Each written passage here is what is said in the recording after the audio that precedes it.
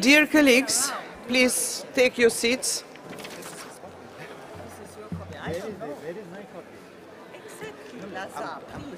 Not this one. Please, colleagues, take your seats, and I ask for silence. Talking about translating the French statement. So,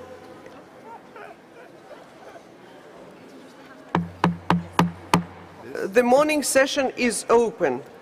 So now we move to the last item of the agenda, 8.b, nominations. It's Lena Pilas Natural Park, Russian Federation. And to proceed with this, I would ask my colleague from South Africa to replace me.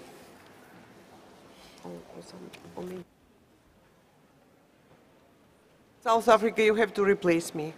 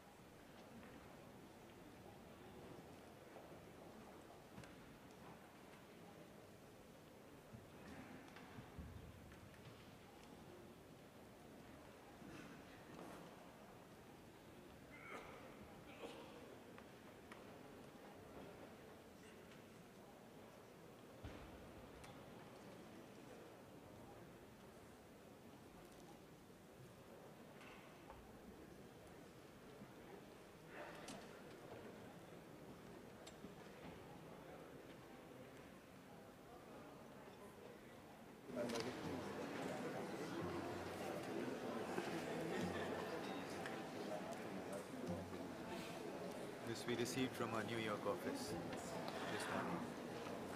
The center received from the New York office this morning a statement from the Secretary General of the UN, Mr. Ban Ki-moon. The Secretary General is concerned by the worsening situation, security and humanitarian situation in northern Mali, and by reports that the mausoleums of Sidi Mahmoud, Sidi Mokhtar, and Alpha Moya in the ancient city of Timbuktu have been destroyed. Such attacks against cultural heritage sites are totally unjustifiable. The Secretary General calls on all parties to exercise their responsibility to preserve the cultural heritage of Mali. The Secretary General reiterates his support for the ongoing efforts of ECOWAS, the African Union, and countries in the region to help the government and the people of Mali resolve the current crisis through dialogue. It was released in New York, 1st July 2012.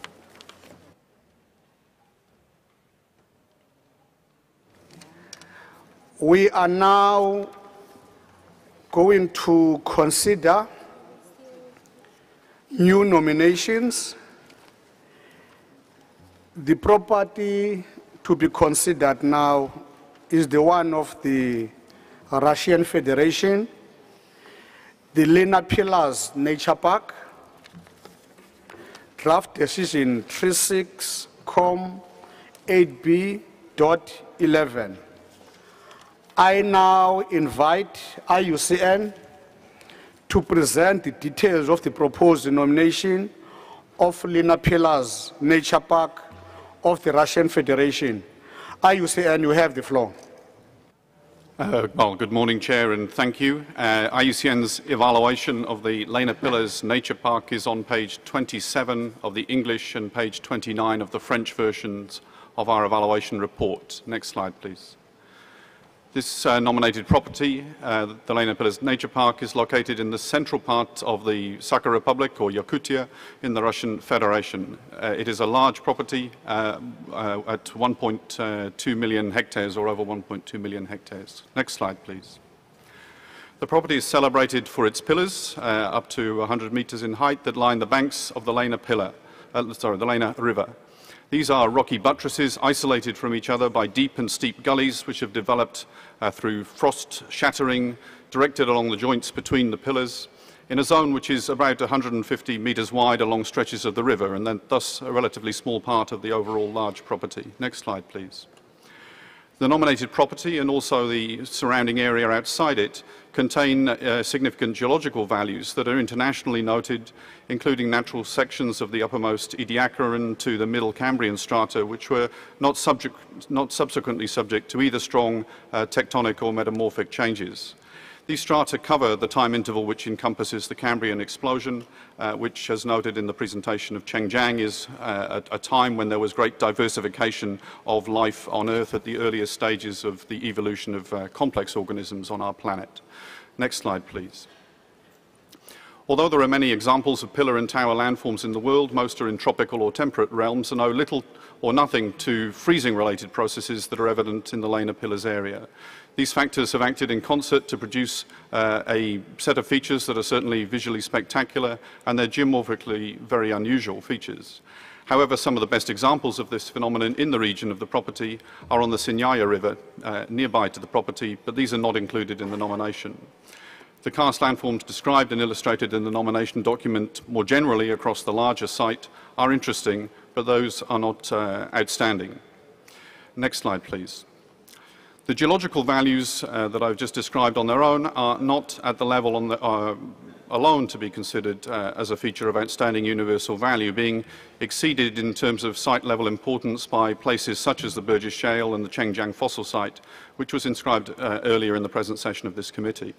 And IUCN notes that the type of fossil values demonstrated in this property, which is a very long geologic exposure, but does not have the small areas of the most spectacular preservation that are known globally, are not those that correspond to the approach of listing fossil sites that has long been adopted on a consistent basis by the World Heritage Committee. The property is not currently protected at the highest level, but the State Party has already included Lena Pillars Nature Park in the list of the special protected areas to be designated by 2015. Next slide, please. The boundaries of the nominated property are clearly defined, but IUCN's evaluation considers that they don't correspond clearly to the values that are being nominated, being both too large to correspond to the attributes that are of greatest significance, notably the pillars and also the very focused areas of fossil exposures, whilst also excluding sites that are of significance and also elements that are important to the maintenance of key features of the property, such as the pillars, including the main river channels that are an intrinsic part of the process that forms those features. Whilst the science supporting the nomination has been greatly worked on, the boundaries are in fact less satisfactory in our view than those that were in an original nomination that was presented in 2008. Next slide, please. There is a management plan for the nominated property. There's an adequate budget to conduct nature conservation, patrolling and monitoring activities. We recommend that the budget needs to be increased to effectively manage tourism use and to also improve the associated tourism infrastructure and management framework for the property. We also recommend that the site would benefit from dedicated geomorphological or earth science specialist staff. Next slide, please. In this instance, IUCN has engaged in providing advice and support to the State Party at its request since the original nomination, and it also welcomes interactions that have taken place during the nomination process, including a substantial meeting of technical specialists in Paris in the early part of this year. We regret that the nomination, whilst improved, does not meet the requirements that are set out in the operational guidelines as the committee has adopted them, and we indicate our strong willingness to engage with the State Party to consider the remaining issues and provide, in the spirit of the upstream process, advice that would enable a nomination to fully address those remaining issues and fully conform to the operational guidelines. Next slide, Chair. Next slide, please. IUCN therefore concludes that the nomination as presented does not fully meet either of the two relevant natural criteria. It does not meet the requirements in relation to integrity or fully in relation to protection and management. However, a revised nomination would have potential to do so. at least in relation to criterion 8 and possibly also in relation to criterion 7. Next slide, please.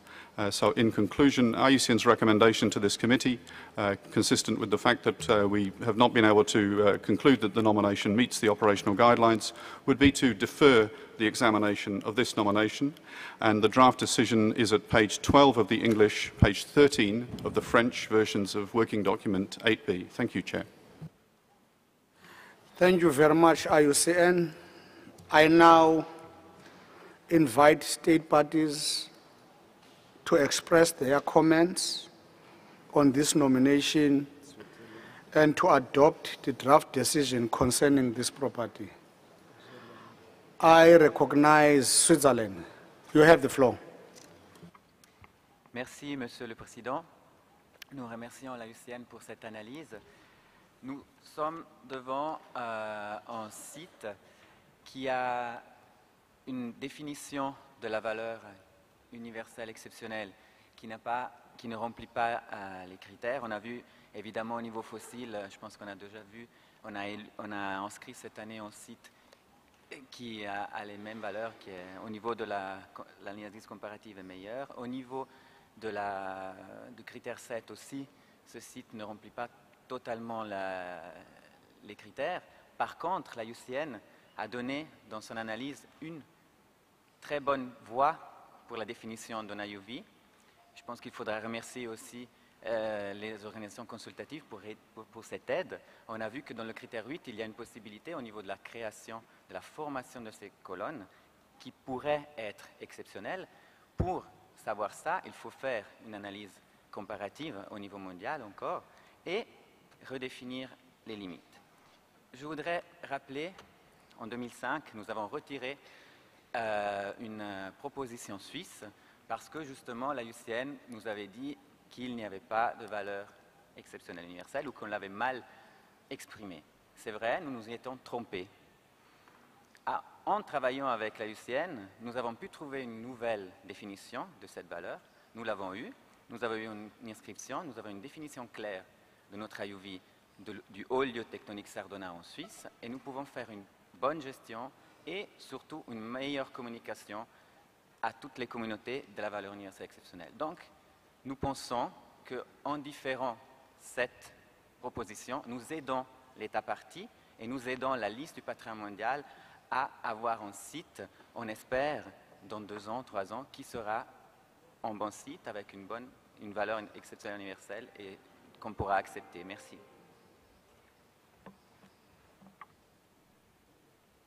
Thank you, Switzerland. I give the floor to Serbia.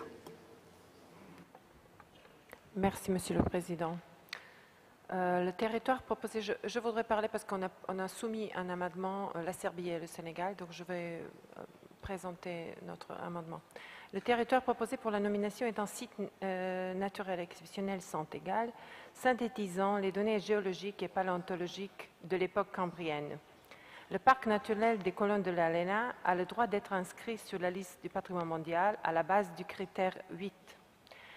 Les sites géologiques de haute valeur et les sites paléontologiques concentrés dans la région possèdent les propriétés géomorphologiques uniques, ce qui a été dit d'une façon ou l'autre tout à l'heure par IUCN, que c'était potentiel pour eux.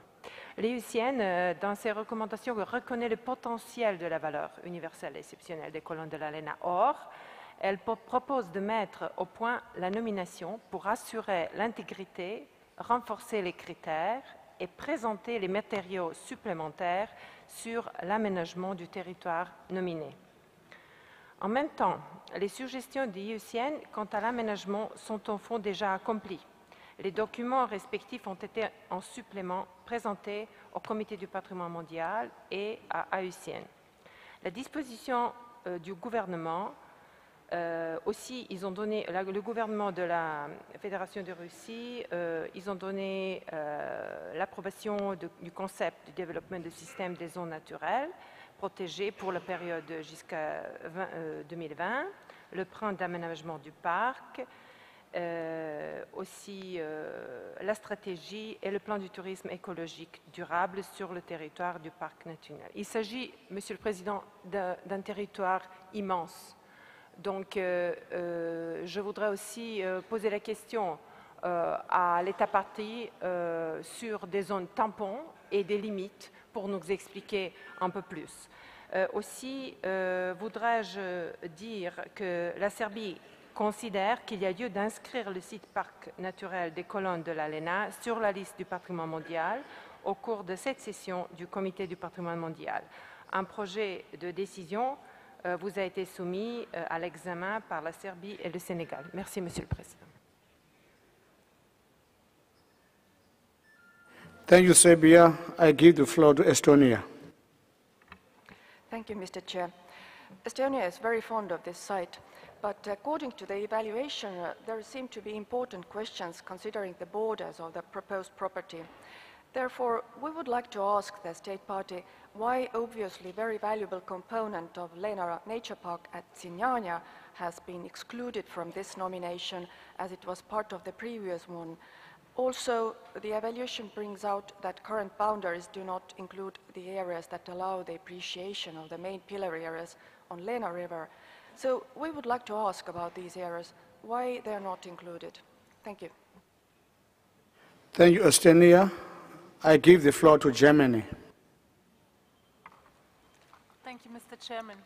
German experts have been involved in the process when considering this nomination together with our Russian colleagues for definition of OUV for this nomination.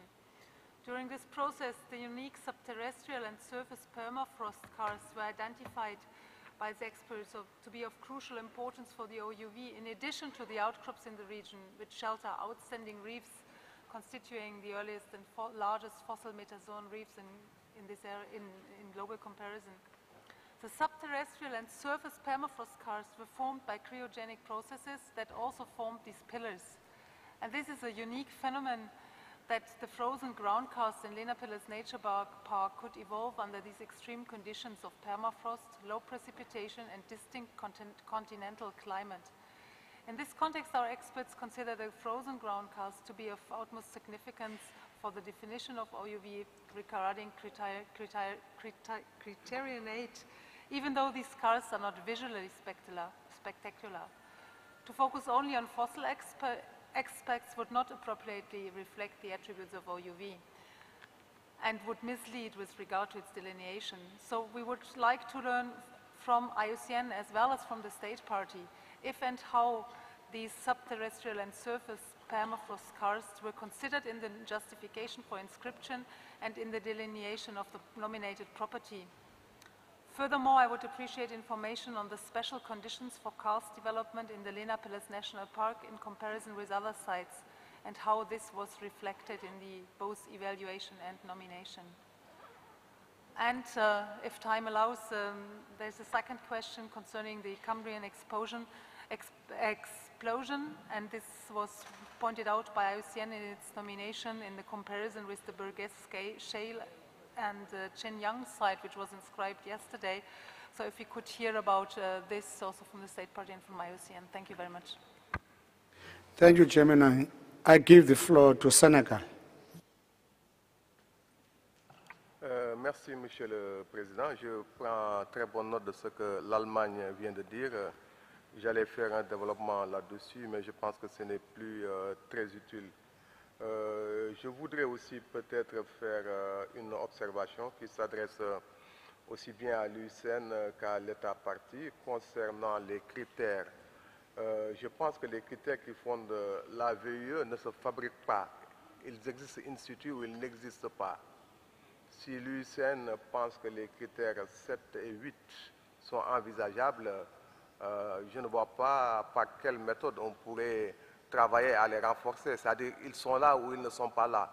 Donc je pose très clairement la question à l'UCN, est-ce que ces critères sont existants ou ils n'existent pas?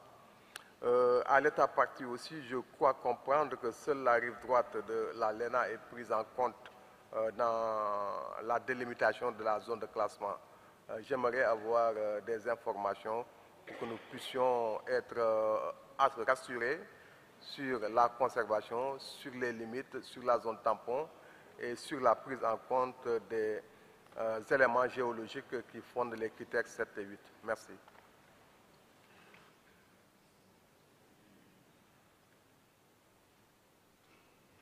Thank you, Senegal. I give the floor to Japan. Thank you, Mr. Chairperson. Japan would like to commend the Lena Pillars Nature Park and its partners for compiling the revised nomination document, which is much more convincing than the previous one in 2009 in terms of the value of the region. Considering the recommendation by the advisory body, we would like to ask the state party the following. First, it's similar to the question by the Estonia, the reason why Signana area was excluded from the current nomination, and secondly, the feasibility of including this area into the Lena Pillars Nature Park, and if it's feasible, we would like to know the expected time frame to do so. Thank you. Thank you, Japan. I give the floor to France. Merci beaucoup, Monsieur le Président. Je crois qu'une fois encore, on se trouve face à un site assez exceptionnel avec un potentiel de valeur universelle qui est indéniable. Simplement, le comité du CN avait exprimé quelques inquiétudes et formulé quelques demandes. J'aimerais poser une question à l'État partie. J'aimerais savoir comment l'État partie a répondu à ces inquiétudes et à ces demandes qui étaient formulées dans le dossier. Je vous remercie.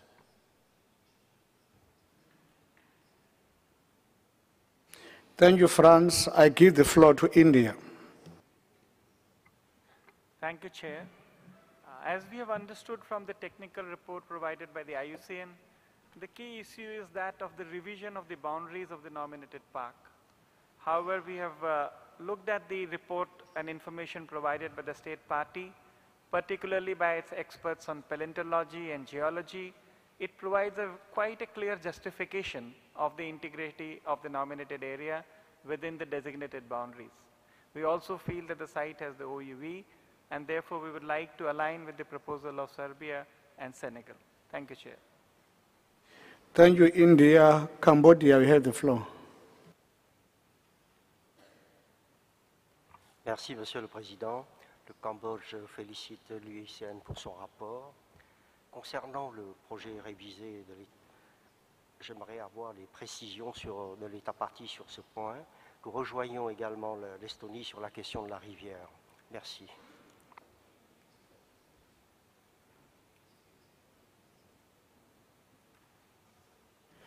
Thank you, Cambodia. South Africa, you have the floor. Thank you, Mr. Chair. IUCN has requested the state party to revise the nomination, and this is based really when I listen even to most of the comments that have been made by other state parties on the issue of the boundaries. And South Africa feels that the state party must be given an opportunity to clarify the issue of a revision of the boundaries, taking into consideration IUCN recommendation to include Sinyaya, component of the park, and relevant areas of the Lena River to ensure integrity. The state party also maybe can explain the issues regarding properties that are not included in the property of the buffer zone, and as well as probably explain the issues of the legal protection of the site. Thank you. Thank you, South Africa. I give the floor to Colombia. Gracias, señor presidente. Nosotros vemos que en el informe del Comité 33 se recomendaba ampliar el sitio y vemos que en esa época se proponían 400.000 hectáreas, ahora se proponen 1.2 millones de hectáreas. Esta ampliación la hicieron hacia la zona de interés geológico por su valor excepcional. Por esto quisiéramos hacerle la pregunta a IUCN, igualmente en la línea de Senegal. Quisiéramos saber si están o no los criterios 7 y 8. Vemos que con las explicaciones que han adicionado el Estado parte, hay una explicación mucho más clara y creemos que estos criterios sí están presentes. Le quisiéramos hacer dos preguntas al Estado parte. Una, siendo esta extensión de terreno inmenso, ¿cuáles son las medidas de manejo que han desarrollado? Y la segunda pregunta es si el Estado parte nos dejara saber ¿Por qué se cambió la nominación de ser serial a solo una singular? Gracias.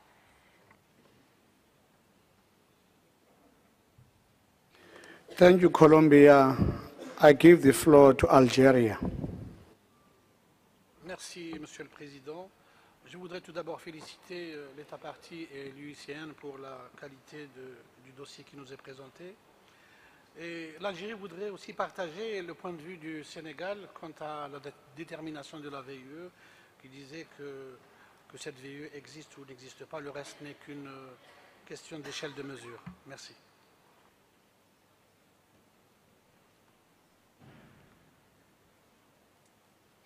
Thank you, Algeria. There are many questions asked. I'm going to give the floor to the Russian Federation.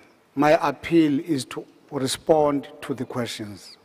Please, you have the floor, Russian Federation. Спасибо, господин председатель. Разрешите ответить на эти вопросы.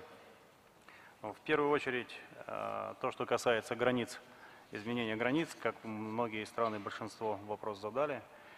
Хочу напомнить, что на основании рекомендаций МСОП, подготовленных к 33-й сессии Комитета всемирного наследия ЮНЕСКО, состоявшейся в Севиле, были сняты 9 и 10 критерии, в связи с чем и отпала необходимость включения кластерного участка реки Синя. Сегодняшние границы номинируемого объекта были сформированы с учетом обеспечения научной целостности объекта с точки зрения геологии и палеонтологии. Более специфичные вопросы о научной значимости, научной ценности ответят мои эксперты. Я хотел лишь добавить, представляя высшее руководство Республики Саха-Якутия как вице-президент республики, хочу сказать, что с правовой точки зрения данный объект защищен. Правительством Российской Федерации в декабре 2011 года принято решение, в соответствии с которым данный природный парк стал парком федерального значения. Приняты нормативные документы на уровне Республики Саха-Якутия, касающиеся охраны природного парка, касающиеся водоохранных мероприятий, противопожарных мероприятий. И на сегодняшний день разработан менеджмент-план управления парком до 2016 года, и мы завершаем в ближайшее время разработку долгосрочного менеджмент-плана по развитию данного парка. То, что касается буфера и границ самого объекта, я обращаю ваше внимание на сам объем, на саму площадь данного номинируемого объекта. Это 1 278 000 гектар. Это очень большая площадь, наверное, по площади более многих стран. И те вопросы, связанные с биологической ценностью, которые отнесены к синской биоте, они в большей мере как раз находятся на территории номинируемого объекта, так как синская биота – это вообще обобщенное название. Также хочу сказать, что по границе с данным национальным парком расположены еще и особо охраняемые природные территории республиканского значения. На них ведут традиционный уклад жизни 8 родовых общин с общей численностью порядка 100 человек. Они занимаются как раз и развитием экологического туризма. Спасибо, передаю слово своим экспертам.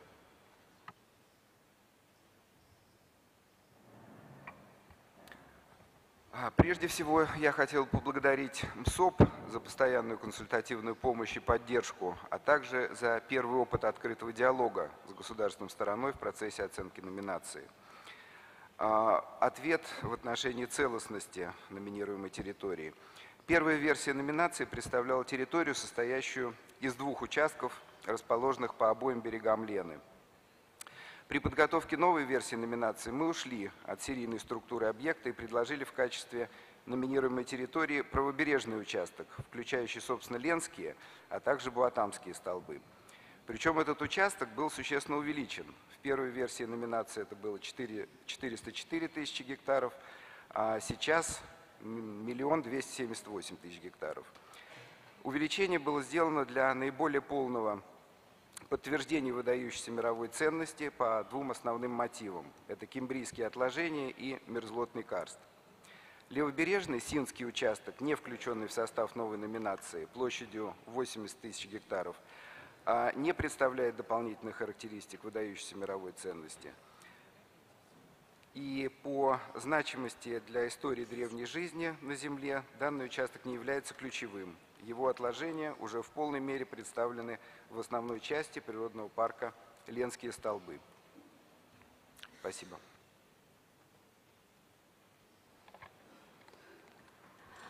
Благодарю также экспертов IUCN за консультации, за помощь при подготовке номинации. Хотела бы ответить на вопрос германской стороны. Карст природного парка Ленские столбы развивается в условиях резко континентального и сухого климата. Среднегодовая температура воздуха составляет 9,8 градусов Цельсия, при годовой амплитуде в 98 градусов и средней годовой величине осадков всего в 249 миллиметров. В области распространения многолетнемерзлых пород мощностью до 500 метров. Нигде в мире нет подобного сочетания природных условий для развития карста.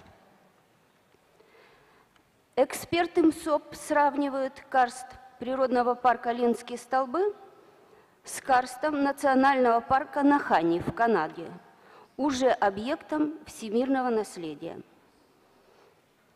Российская сторона считает, что существуют значительные различия в развитии карста этих двух природных объектов.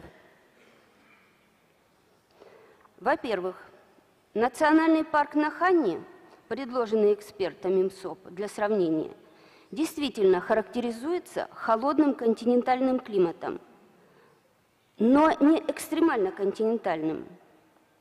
Здесь годовая амплитуда воздуха не превышает 60-65 градусов. К тому же величина атмосферных осадков на территории природного парка Нахани составляет 400-600 миллиметров. То есть климат в 2 раза более влажный. Во-вторых, в отличие от природного парка Ленские столбы с его абсолютными отметками местности до 600 метров, парк Нахани расположен в средней и высокогорной области с абсолютными высотами до 2972 метров. В горах Маккензи, где определяющую роль в развитии карста играет уже горное оледенение. И в-третьих, парк Нахани характеризуется широким распространением пещер. Из них более 200. Протяженностью, как, например, пещера Луи Микей, более 3 километров, Валерии более 2 километров. А наличие огромного количества подземных полостей свидетельствует о существовании зон вертикальной и горизонтальной циркуляции карстовых вод внутри карстовых массивов. Но в случае с парком Ленские столбы внутри карстовых массивов сплошная мерзлота мощностью до 500 метров. Здесь зона вертикальной циркуляции карстовых вод отсутствует вообще, а зона горизонтальной циркуляции представлена водами над- и межмерзлотных таликов.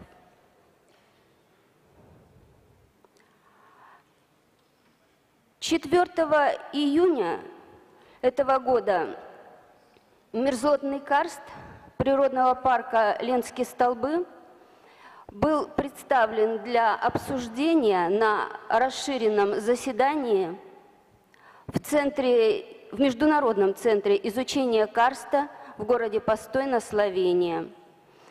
Итогом протокола заседания явилось решение коллег о том, что мерзлотный карст природного парка Ленские столбы имеет универсальное, выдающееся значение для мировой карстологии. Документы были высланы в IUCN. Благодарю Уважаемый за господин внимание. председатель, подводя итог выступлению нашей группы, хотел бы в соответствии со статьей 106 оперативного руководства Конвенции об охране всемирного наследия пояснить, что вокруг номинируемого объекта парка Ленские столбы нет ни одного промышленного либо инфраструктурного объекта. Хозяйственная деятельность вокруг данного объекта также не ведется. Река сама по себе физически является естественным буфером, потому что расстояние между берегами в данных местах от 4 до 5 километров. Хочу сказать, что Ленские столбы – это не просто окно в кембрийский период, это распахнутые ворота в кембрийский период. Они старше многих объектов, они богаче и больше по площади. Спасибо.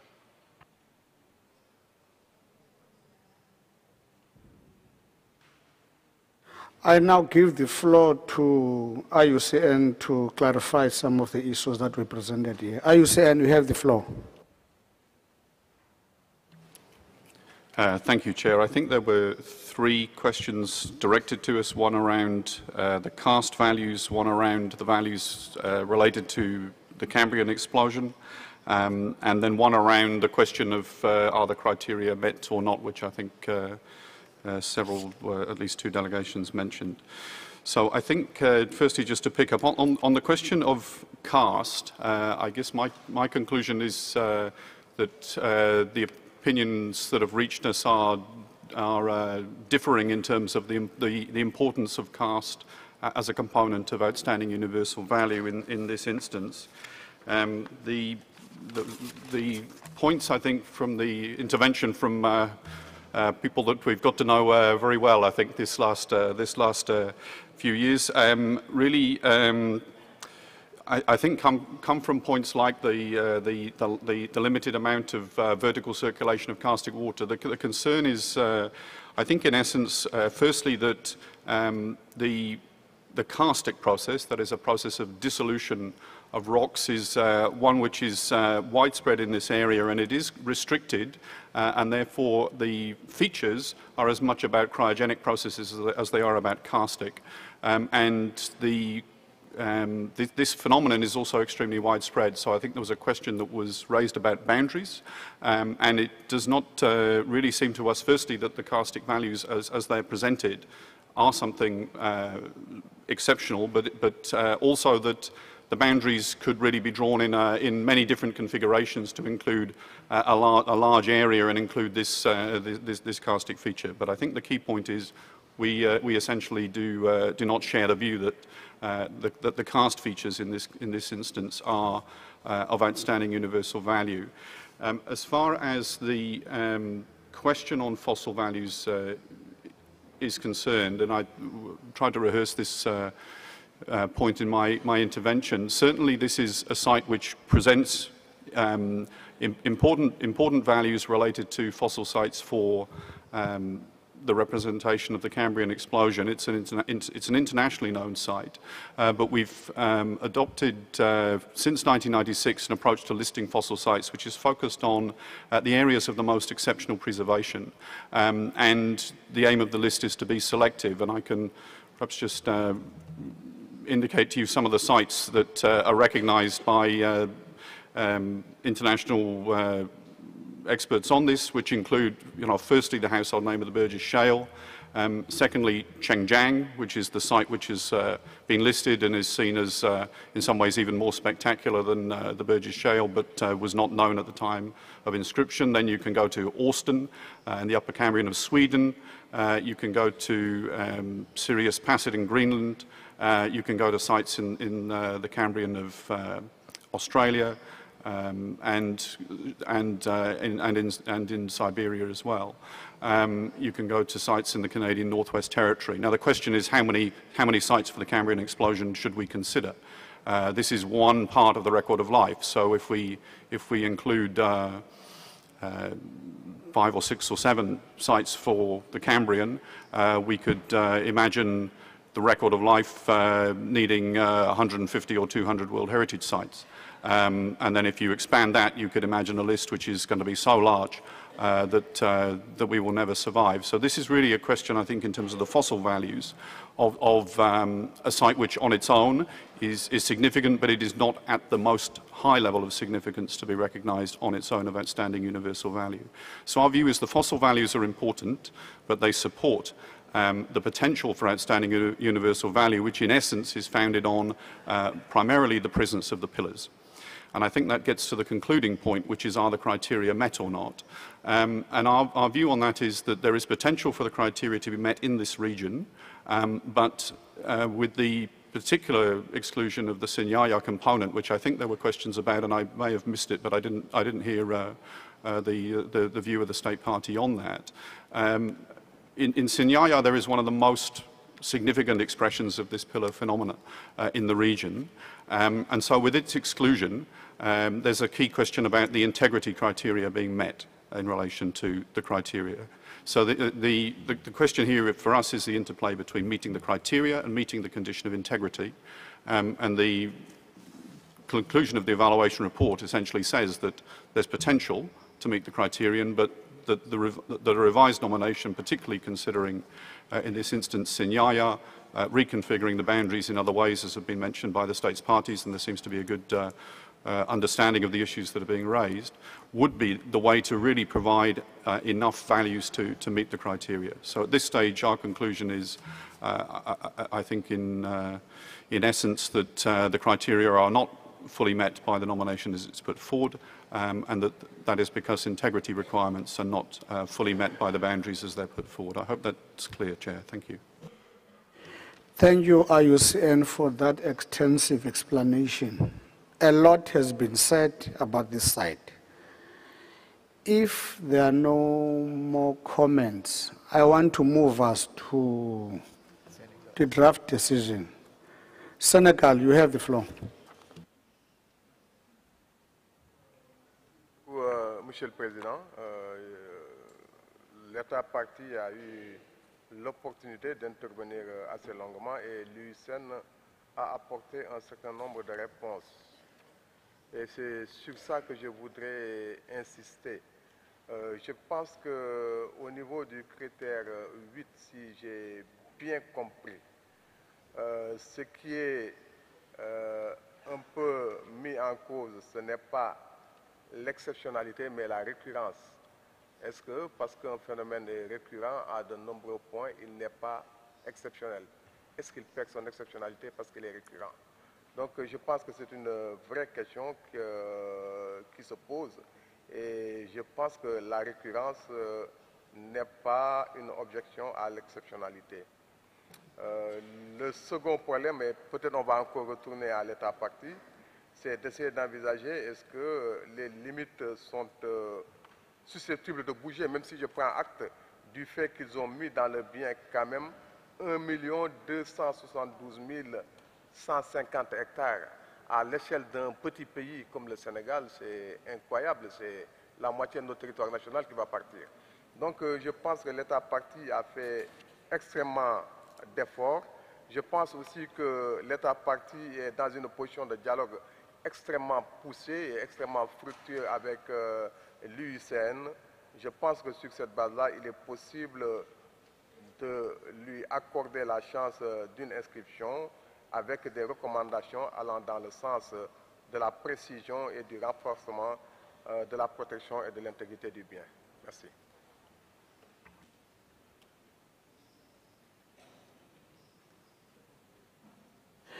Thank you very much, Senegal. I'm going now to ask the rapporteur to take us through the draft decision. Rapporteur, we have the floor. Thank you, Mr. Chairman. Good morning, everyone. Indeed, we received amendments, as was mentioned by the distinguished delegate of Serbia, on this nomination, which basically required the inscription of the Linan Pilar National Park Russian Federation to the World Heritage List. I think this is a crucial question that the committee needs to settle, Mr. Chairman, and the rest paragraphs follow the decision of the inscription. There are numerous amendments that have been distributed to all committee members yesterday, and I guess they have had the opportunity to revise. Thank you, Mr. Chairman. Thank you very much to the rapporteur. Can we adopt paragraph 1? Any objections on paragraph 1? I see none. Paragraph 1 adopted. I want consensus on paragraph 2. Rapporteur, take us through paragraph 2. You have the floor. Thank you. Paragraph 4 as amended read as follows. Inscribe the Linia Pillars National Park, Russian Federation, on the World Heritage List on the basis of criteria 7 and 8. Thank you, Rapporteur. I recognize Mexico. You have the floor. Thank you, Mr. Chair. Gracias, señor presidente. Tenemos una duda con respecto al nombre del sitio. En el draft que tenemos para nuestra consideración dice Lena Pillars National Park, pero en los documentos, especialmente el 36.com8b, se refieren al sitio como Lena Pillars Nature Park. Quisiéramos aclarar cuál es el nombre correcto del sitio.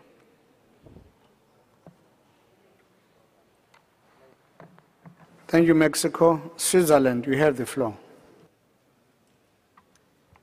Merci, Monsieur le Président. Pour les raisons qu'on a annoncées au début, nous sommes pour en différer cette proposition parce que nous pensons que c'est, si je peux me permettre, de faire un cadeau empoisonné à l'État partie, de l'inscrire à ce moment-là des travaux. Merci.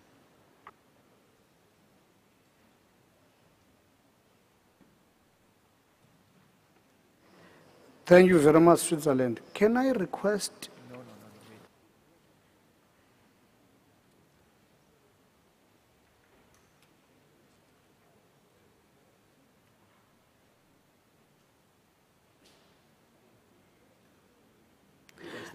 Mexico, I think there's a mistake here. In the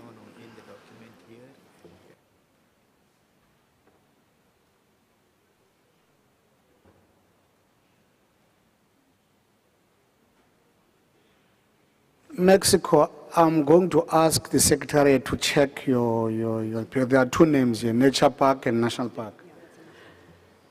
Can I?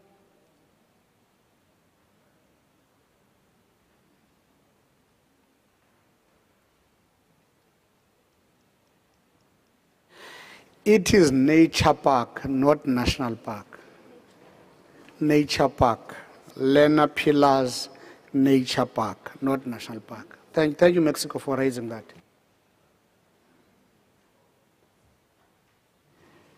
Any further comments on paragraph 2 proposed by Senegal and Serbia?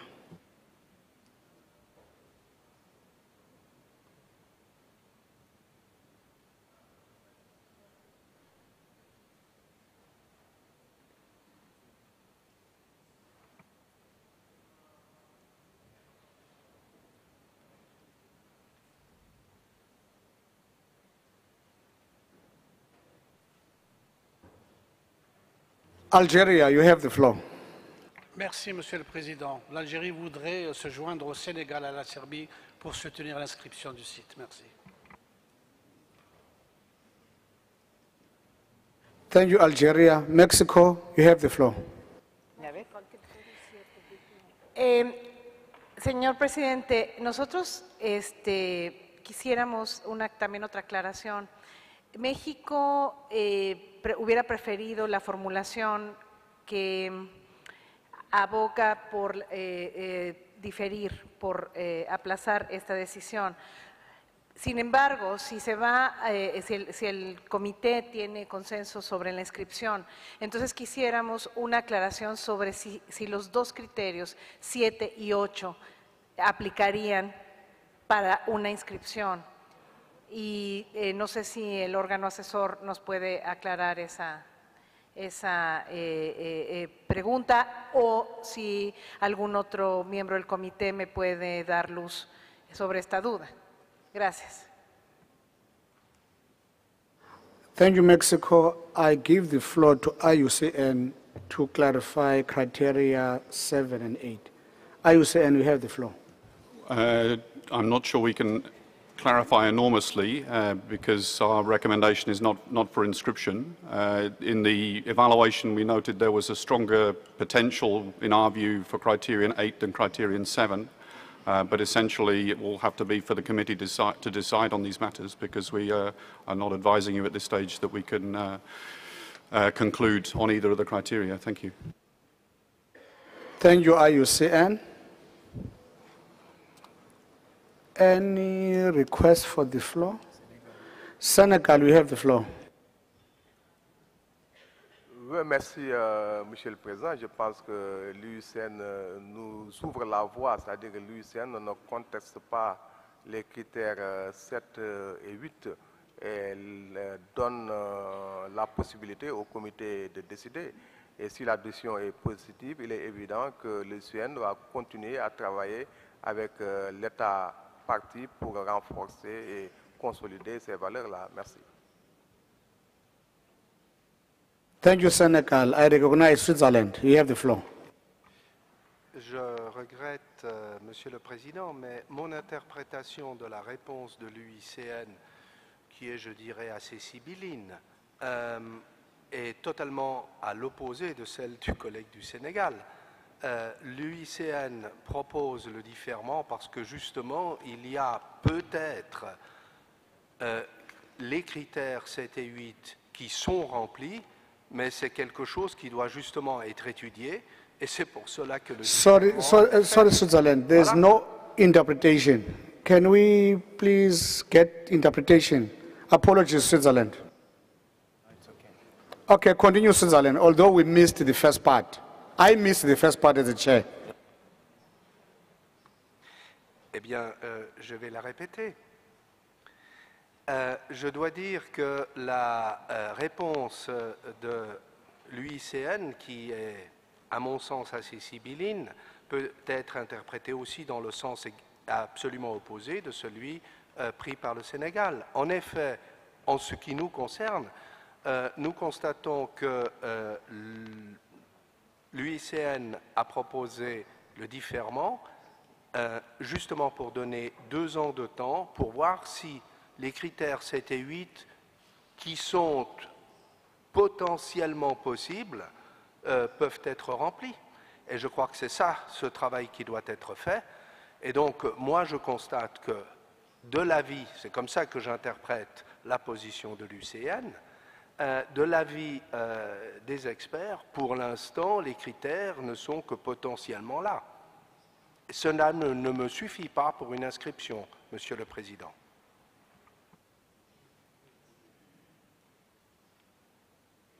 Thank you very much, Switzerland.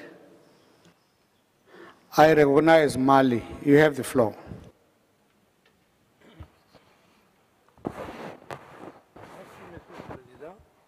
Monsieur le Président, nous sommes en face d'un site intéressant.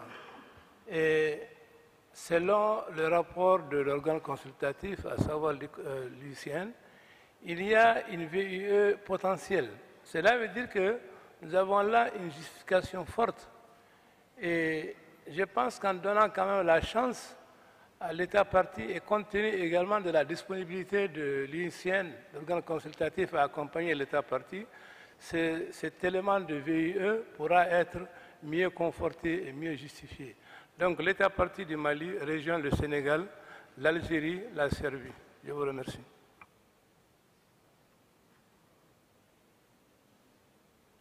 Thank you, Mali. I give the floor to Germany. Thank you, Mr. Chairman. From the advice of the experts from home, we see a stronger point for criterion 8 than for 7 as the nomination stands at the moment. Thank you.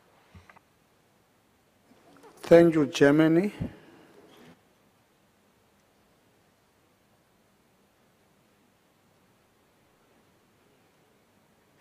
Germany, can you clarify what are you saying? Are you going for inscription? We could go for inscription under criterion 8, yes. Thank you, Germany. Mexico, you have the floor. Gracias, señor presidente, por darme la palabra de nuevo. Por lo que hemos escuchado y también por las explicaciones del Estado parte, que fueron bastante amplias, creemos que lo que corresponde para conservar coherencia en este expediente es que se inscriba, pero bajo el criterio 8. Gracias.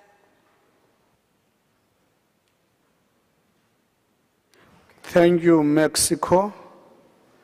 I want to go back to Senegal.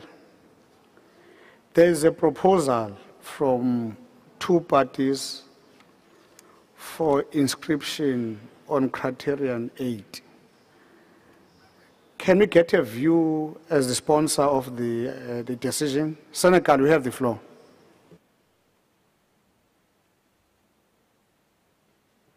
Je pense que les explications de l'Allemagne sont très pertinentes au plan géologique et je pense que je peux me joindre à ça.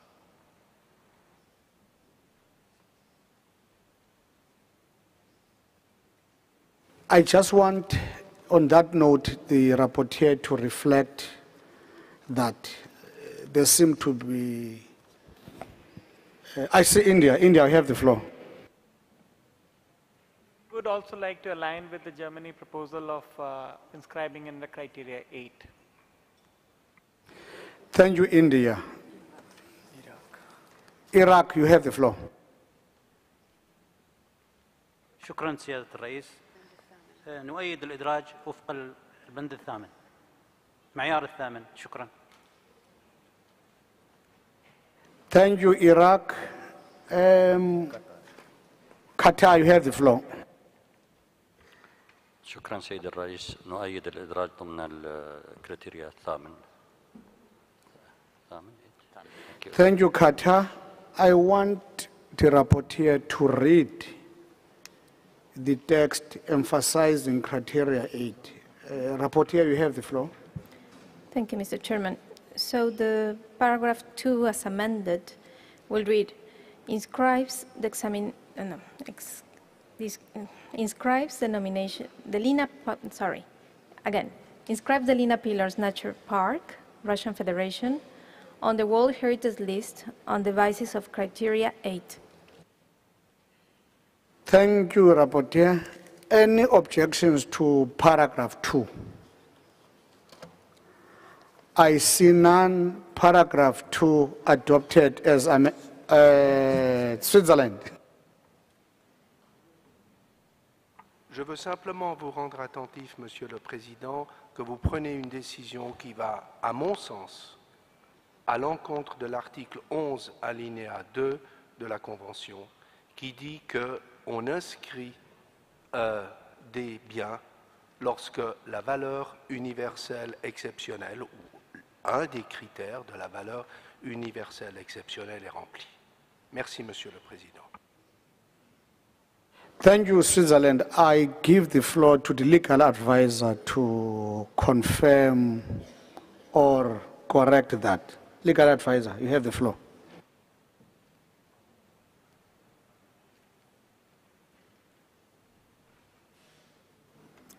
Thank you, Mr. Chairman. This is a matter of interpretation of the convention, and I'm afraid it's for the committee members to determine in their wisdom how they wish to interpret the provisions of the convention. Thank you. Switzerland, you have the floor. Monsieur le Président, je suis tout à fait d'accord avec la conseillère juridique. J'ai bien dit dans ce que j'ai dit qu'à mon avis et selon mon interprétation, ou selon l'interprétation de la délégation suisse, nous étions en train de faire quelque chose qui est contraire à l'article 11, alinéa 2 de la Convention. Mais il est évident qu'il appartient au comité, dans sa sagesse fondamentale, d'en décider. Merci. Thank you, Switzerland. Senegal, you have the floor. Merci, collègues de la délégation suisse. Je pense qu'il y a, c'est vrai, beaucoup de sagesse, mais sur ce point, je crois que la Convention est très encadrée.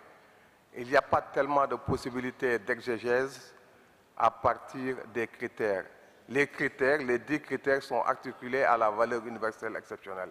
Si on accepte un des critères, on accroche déjà la valeur universelle exceptionnelle. Donc je pense que les possibilités d'interprétation sont très limitées en réalité. Merci.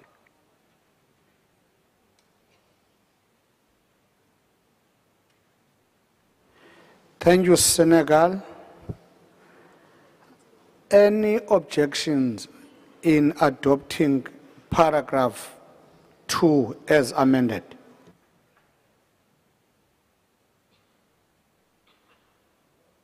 I see none. Paragraph 2 adopted as amended. Secretariat, take us to paragraph 3. Rapporteur, sorry. Yes, Mr. Chairman. So the new paragraph 3 would have to adopt a provisional statement of outstanding universal value. Now that the committee has decided, well, you have in front of you the text of this statement, but now that you have decided to inscribe the site only on the basis of criteria 8, we will need to delete the reference to criteria 7. And my feeling also on criteria 8 is that we will have to delete the reference to 1A, 1B. This is very strange. It looks very strange in the text in here, but of course I leave it to the decision of the committee members. Thank you, Mr. Chairman. Thank you, Rapporteur. The proposal is to delete criterion 7 as agreed in the above paragraph. Therefore, I want the committee to comment on criterion 8, where we agreed on paragraph 2 to nominate the site under that criterion. Now the floor is open for comments on criterion 8 of para 3.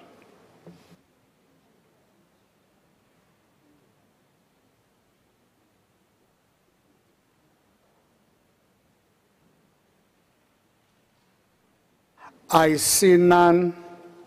Paragraph 3 adopted as amended.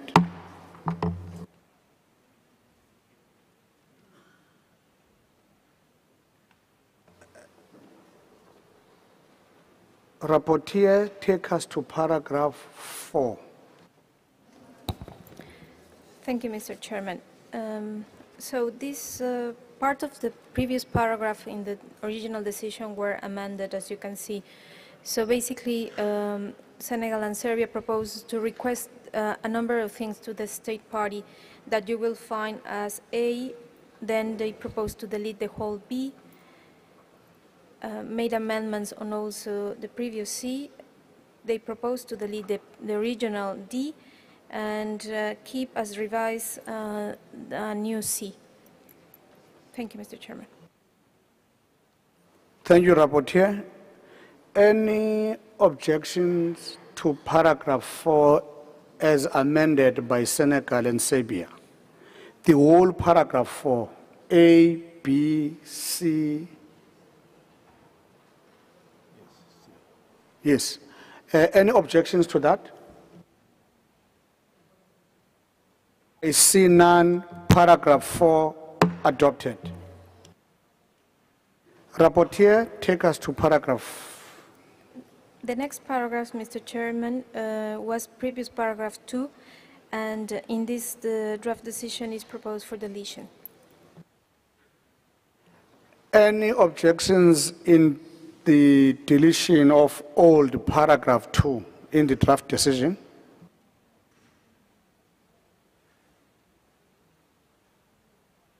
I see none.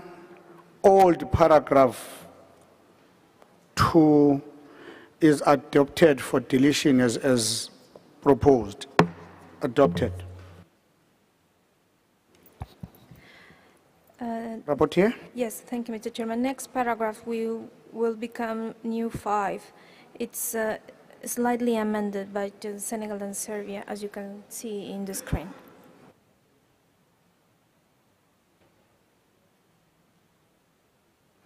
Any objections on paragraph 5? Mexico, you have the floor.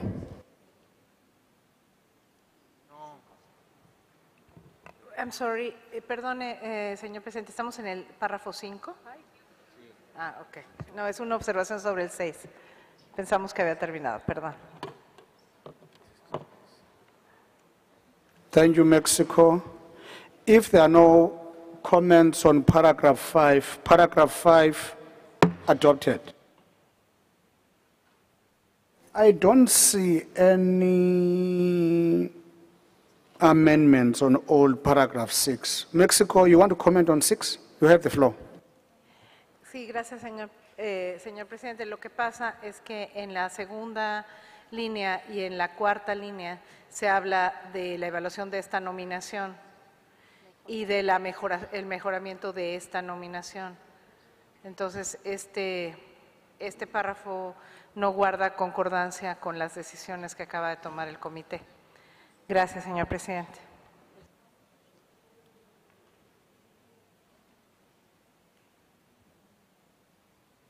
While the rapporteur think about what to change, I will give the floor to Switzerland. Switzerland, you have the floor. Mais je vais donner le temps à Madame le rapporteur de réfléchir, parce que ce que je voulais dire, c'était exactement la même chose que ma collègue mexicaine. Puisqu'on a inscrit, il ne s'agit plus maintenant de propositions améliorées à donner. Merci.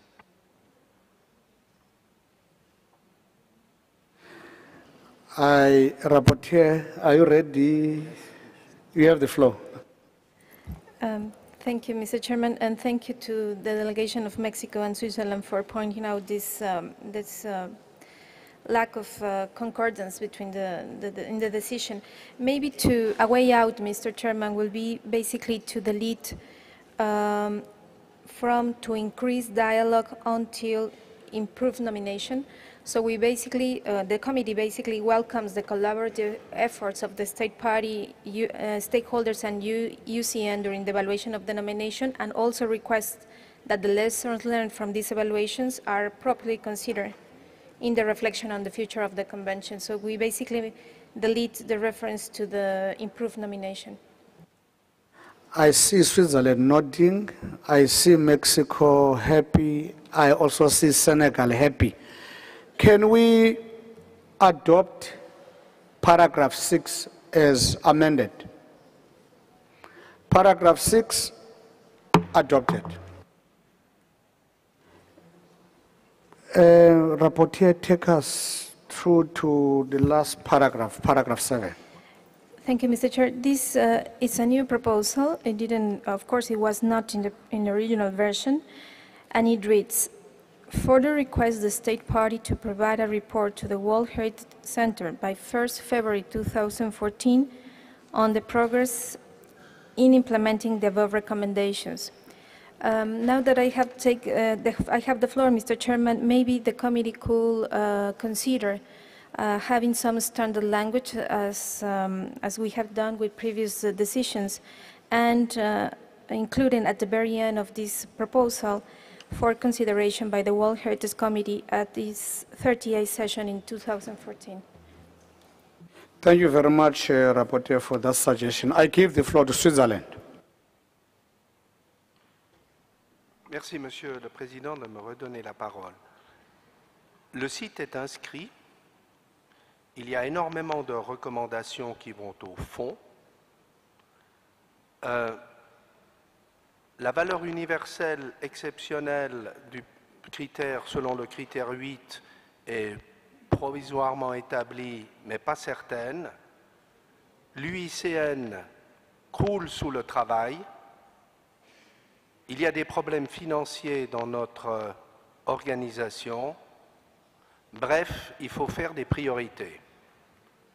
Je pense qu'il faut mettre que ce rapport doit être remis en février 2015 pour examen à la 39e session pour donner du temps à l'UICN de faire son travail et surtout de s'occuper de choses peut-être plus urgentes. Merci.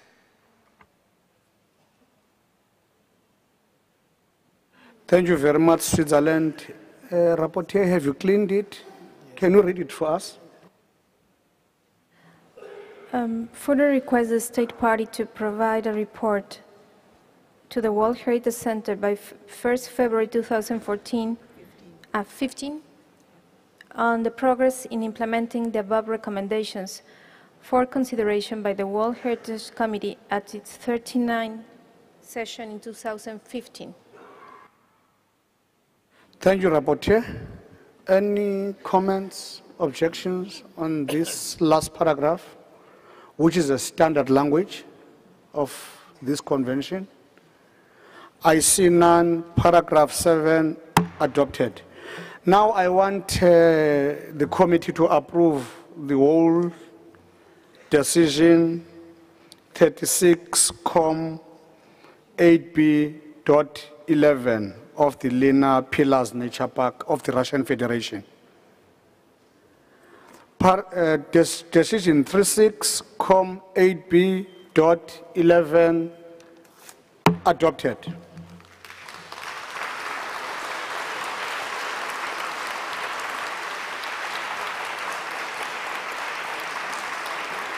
I now, on behalf of the committee, want to congratulate the Russian Federation. You have the floor. Уважаемый господин председатель, сейчас очень волнительно, и ваше решение такое же волнение внесло в сердца всех жителей Якутии, всего 1 миллиона человек, которые живут на 3 миллионах квадратных километров. Из всей площади Якутии 1/3, то есть 1 миллион квадратных километров, это особо охраняемые природные территории. Сегодня, благодаря вашему решению, большая часть этой территории вошла в список всемирного наследия. Мы не просто гордимся этим, мы чувствуем ответственность за сохранение этого объекта для человечества. И сегодня в Якутии, вся Якутия живет под флагом ЮНЕСКО, потому что сегодня начинается встреча музыкальных шедевров ЮНЕСКО на земле Якутии. Послезавтра начинаются международные спортивные игры «Дети Азии», проходящие под эгидой ЮНЕСКО. И сегодня ЮНЕСКО, Комитет всемирного наследия, подарила Якутии еще один праздник. Ждем вас всех у нас в Якутии.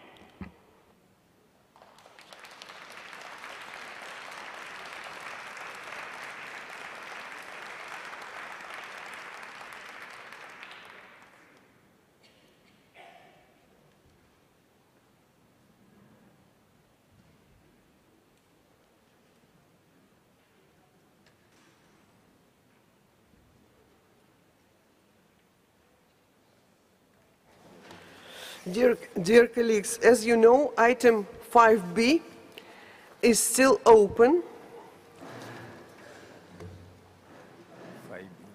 Yes, I would like to return to item 5B.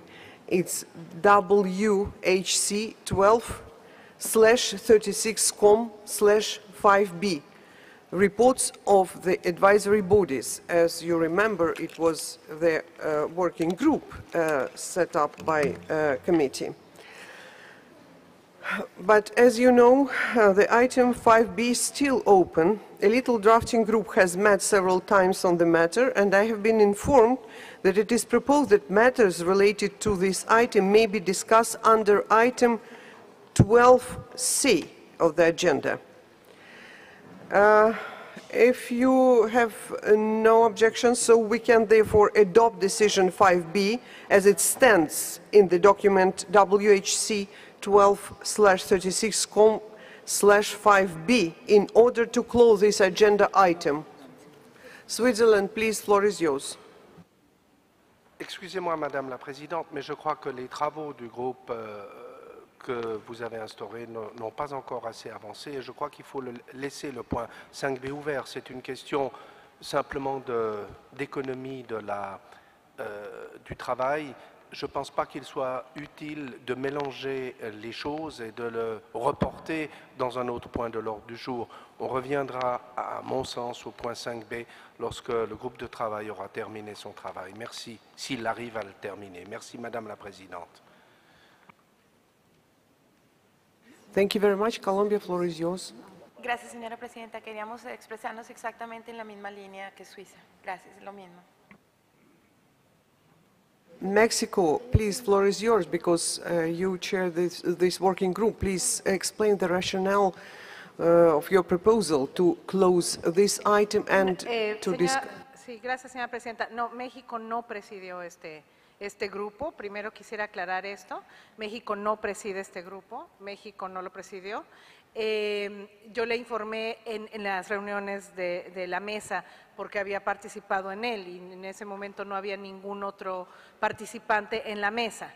En segundo lugar, esta era una propuesta para poder terminar el apartado 5, pero si el grupo y el comité decide que no es correcto posponer la decisión para el punto 12C, entonces el punto 5B tiene que quedar abierto. Era una propuesta para cerrar el punto 5B y si el grupo no ha terminado sus deliberaciones o tiene una propuesta, tenemos que dejarlo abierto.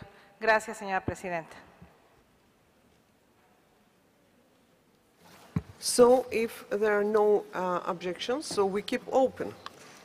So, and now we also have to examine item 9 concerning the progress report on the implementation of the recommendation of the evaluation of the global strategy and the PACT initiatives.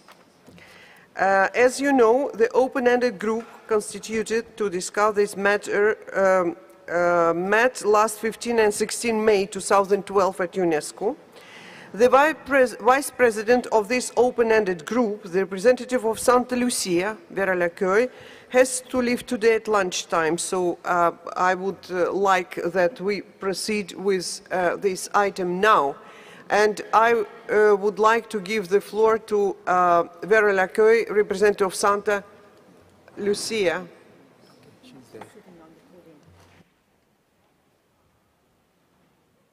This floor is yours.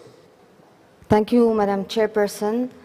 I am so sorry to interrupt the exciting process of nominations, but I promise that I will not be long.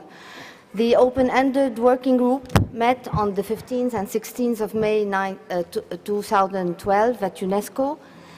It elected Mr. David Hamatipi from Zimbabwe as chairperson, myself as vice chairperson, and Ms. Christine Dubois from Belgium as rapporteur. The open-ended working group debated during 3 half-day sessions an implementation plan for the recommendations of the external auditor on the global strategy, which had been endorsed by the 18th General Assembly. The plan indicates how to implement the recommendations, by whom they should be implemented, when, and what is the funding required. The group discussed all recommendations of the external auditor on the global strategy in order of priorities, starting from the highest to the lowest, unless a cluster approach between different recommendations from different levels of priorities was considered more useful. This methodology is reflected in the draft implementation plan, which is presented in a table format in document WHC 12/36,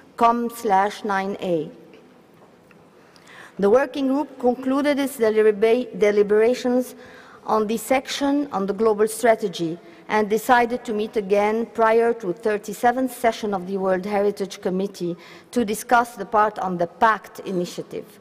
For this meeting, a revised document was requested from the Center. Provisionally, this meeting is scheduled for the end of January 2013. With regard to the content of the discussions, the open-ended working group confirmed that conservation lies at the heart of the Convention and that the focus has to be put on conservation of sites instead of their inscription. The group recommended, among others, the definition of a global conservation strategy to review the state of conservation processes in order to make optimal use of the existing conservation tools like SOX reports, regional reports, and to give priority to assistance for conservation and management instead of preparatory assistance. The need to change the negative image of danger listing was underlined through promoting danger listing as an international tool for conservation and sustainability. The working group recommended to provide for each site on the danger list a desired state of conservation, as well as a clear costed action plan in order to monitor the progress towards the removal of a site from the danger list. It was also requested that the advisory bodies and the World Heritage Center formulate more precise standards with regard to the removal of a site from the list. The aim is to make the listing time of a site on the danger list as short as possible. The importance of the tentative list and of the nomination process as conservation tools was also underlined. For this, the working group recommended, among other things, the strengthening of capacity building for preparation of tentative lists and nominations, and the inclusion of an appropriate management plan for each site in the nomination file. The working group encourages state parties and advisory bodies to take into account alternative tools like biosphere reserves and geoparks in the upstream processes. The group recommends to ensure that the statements of outstanding universal value are finalized at the moment of inscription of a site and to strictly implement the provisions of the operational guidelines for the use of referral or deferral in the case of incomplete nominations. The committee is also asked to address any potential conflict of interest of its members and the strengthening of decision 35-12b with regard to a state party not presenting nominations during its mandate, and confirmed a transitional period on a voluntary basis for state parties presently members of the committee. Members of the committee are requested, in line with the provisions of the Convention, to give a central place to scientific and heritage expertise in the composition of their delegations, as well as to include in it both cultural and natural experts. The need to strengthen the representation of natural scientific experts within the World Heritage Center and its regional units was also confirmed by the working group, although recognizing and taking into account the current financial constraints of UNESCO. Moreover, the working group addressed the efficiency of the work of the World Heritage Center and the advisory bodies and encouraged them to continue defining a clear division of labor, reducing overlap and increasing transparency and dialogue with state parties and among themselves. Madam Chairperson, these recommendations are indeed very timely. Several of the recommendations made by the working group are addressed directly to the committee and its members, and some require changes to the rules of procedures and the operational guidelines. Some of this work has already started during this session and should be finalized before the next General Assembly. The final report of the working group will be presented to the 19th General Assembly as is provided in its resolution. Thank you.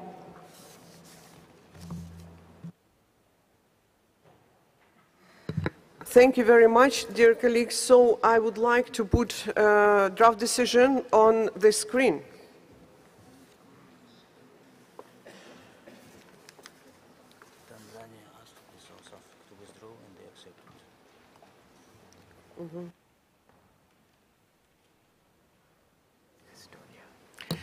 Estonia, please take the floor.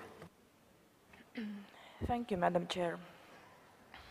We would like to thank the open-ended working group for examining the report of external auditor. that the last General Assembly so unanimously and warmly welcomed. And the implementation plan of his recommendations is clearly presented, linked with budgetary implications, which is an approach we should use more often in the committee documents as well as in our decisions. And we would also like to provide some comments on the issues highlighted in these recommendations, because I think that this is one of the most important documents. One of the clear messages of the audit was that the success of a list is such that listing is a major stake, with a risk that the protection becomes a secondary concern once listing is achieved. This is indeed linked with a gloom reality of premature inscriptions, inscriptions with conditions attached which pose problems more often than not immediately after inscription. And the monitoring of these properties adds to the heavy workload for the World Heritage Center, the advisory bodies, as well as for the committee. We also would like to underline the recommendation of a working group that the committee should not adopt provisional OUV statements and not to inscribe states whose statements of OUV have not yet been finalized. We feel that, therefore, it's very problematic to inscribe sites that have been deferred, because in this case, the statement of outstanding universal value has not been prepared in advance, and this is not something that can easily be drafted on the spot.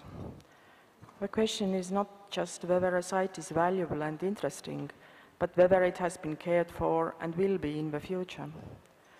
The statement of OUV is really the basis for the future protection and management of the property, and we need to have credible statements in order to properly reflect the fundamental principle of OUV through the World Heritage List. And the final comment we would like to make, as the time is limited, is that of the conflict of interest in being a member of a committee and presenting new nominations to a World Heritage List. An expert meeting in Bahrain, which took place, I believe, in December 2010, referred to some statistical evidence that committee members achieve a significantly higher level of inscriptions, which is being remarked upon by external stakeholders. During a 2011 session, we observed that as many as 13 nominations were proposed by the members of a committee, who also took part in respective decision-making. And this year the number is 12 if we also consider the withdrawals. This is not credible in terms of public perception. Therefore, we would like to encourage the committee members to voluntarily refrain from submitting nominations during their mandate. Thank you. Thank you very much. Mexico, floor is yours. Gracias, señora presidenta. La Delegación de México quiere agradecer al Centro de Patrimonio Mundial y a los órganos asesores, especialmente también al grupo de trabajo, por el plan de acción que se presenta y por el proyecto de decisión. Queremos aprovechar este momento para compartir una reflexión con el comité en el sentido de la prioridad que debe darse a la conservación de los sitios de patrimonio mundial y a los esfuerzos que todos los actores involucrados, todos los países concernidos deben de realizar en este sentido. Vemos con gran preocupación que los esfuerzos, recursos especialmente humanos se dedican a la inscripción de sitios, no tanto a la conservación, y en ese sentido coincidimos con los hallazgos del grupo de trabajo. Para ahorrar tiempo, en aras de la brevedad, mi delegación quisiera también sumarse a la preocupación expresada por la delegación de Estonia con respecto a los problemas que pudiera causar el conflicto de intereses y la falta de credibilidad en la que el comité pudiera caer si esta situación no se soluciona, por lo que apelamos a la buena voluntad de todos los países que forman parte del comité y otros, para evitar en el futuro caer en situaciones de conflicto. Gracias, señora presidenta. Thank you very much. Japan, floor is yours. Thank you, Madam Chair. I also would like to commend the comprehensive report by the Vice Chair of the Open-Ended Working Group, and its quality is the significant one. And I'm impressed by its effort to produce an implementation plan to consolidate the credibility of the World Heritage Convention.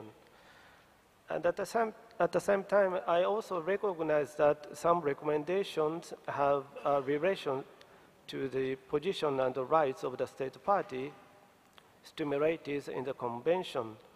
Therefore, I consider the resolution 18G8 of the 18th session of the General Assembly is quite reasonable, since it requests the World Heritage Center to the General Assembly at its 90th session in 2013 with a report for approval at the work undertaken, and it facilitates all the state members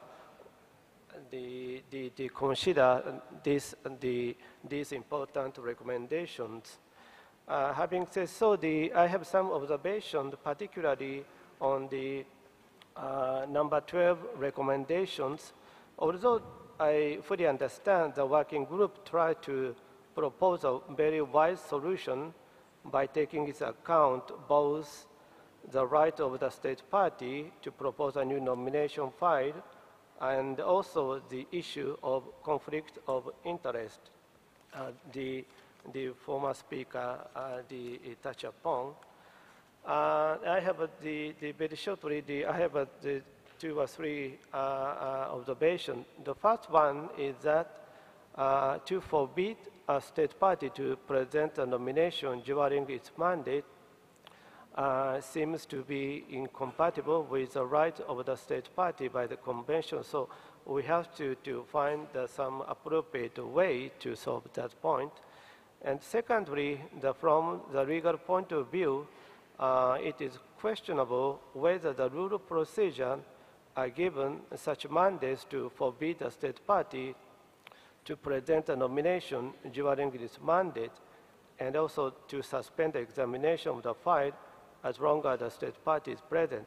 I think that this issue needs to be further examined, in particular with the relationship with the convention.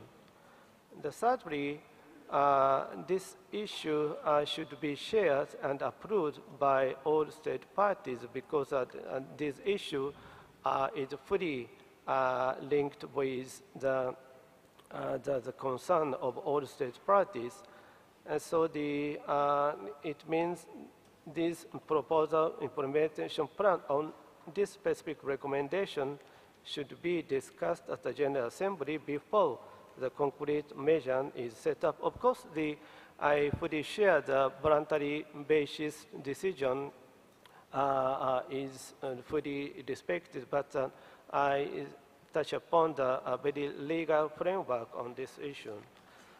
And therefore, even in the case the revision of the rule of procedure is appropriate for this issue, I think that this item on the revision should be submitted not to the next session of the committee, but to the 38th session of the committee after the proposed solution is fully shared by the state parties at the General Assembly at the next session. Thank you.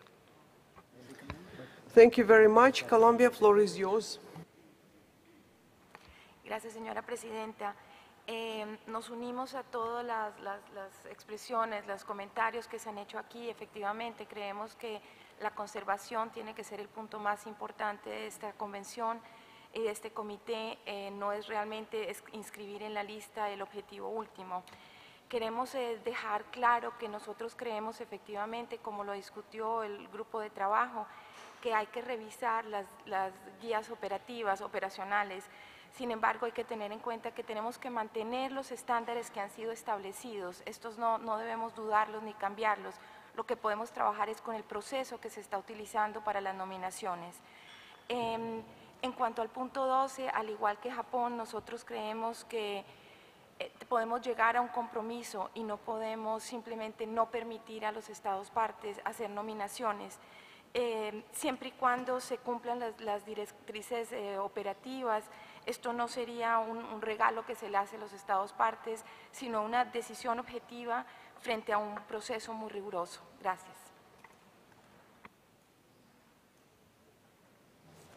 Thank you very much. Senegal, floor is yours. Merci, Madame la Présidente. Nous voudrions d'abord féliciter le groupe de travail sur la stratégie et aussi saluer particulièrement la recommandation concernant le plan d'action budgétisé visant à appuyer de manière la plus substantielle les États à mieux conserver les biens, surtout les biens inscrits sur la liste en péril. Cette recommandation s'applique surtout aux biens naturels pour lesquels nous devons reconnaître que ces biens ont été les premiers à être inscrits, certains depuis plus de 25 ans. Et après, ces sites ont été confrontés à un certain nombre de problèmes qui ont nécessité des stratégies d'urgence. Et pour les maintenir donc sur ces listes, nos États ne sont toujours pas en mesure de supporter les exigences pour permettre à ces sites de sortir de la liste en péril et que les partenaires, souvent attendus, posent des conditions qui ne permettent pas qui ne sont pas acceptées et qui ne sont pas acceptables. Et ce qui fait que les sites restent encore sur cette liste en péril et courent même le risque d'en sortir, ce qui est même regrettable. Merci. Thank you very much. Serbia, floor is yours.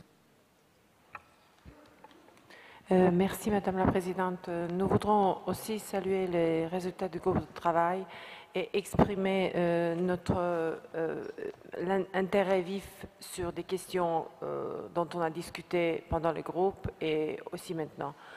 J'aimerais bien dire aussi qu'on se trouve dans une situation très difficile par rapport au fonds, par rapport au budget de l'UNESCO et du centre, et on demande de plus en plus.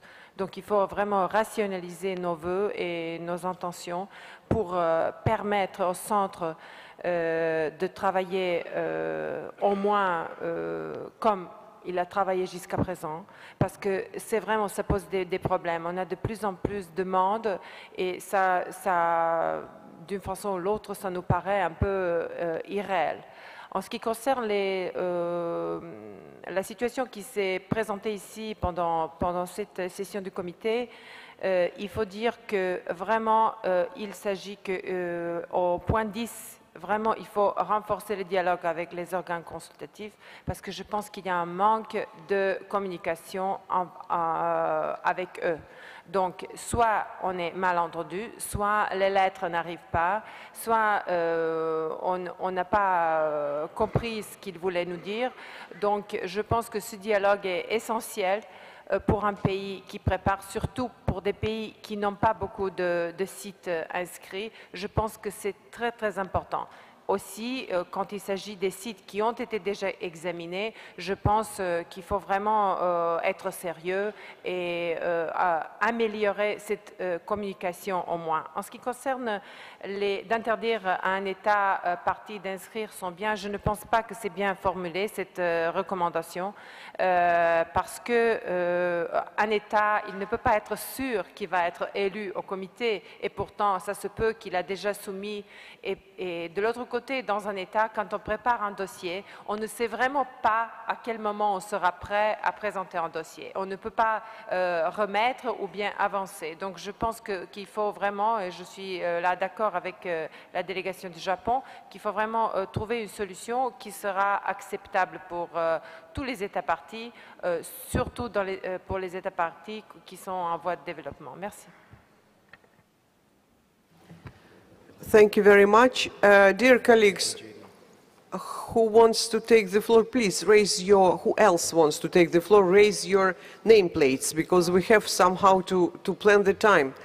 And I would ask you to limit your interventions. Algeria, floor is yours. Merci, Madame la Présidente.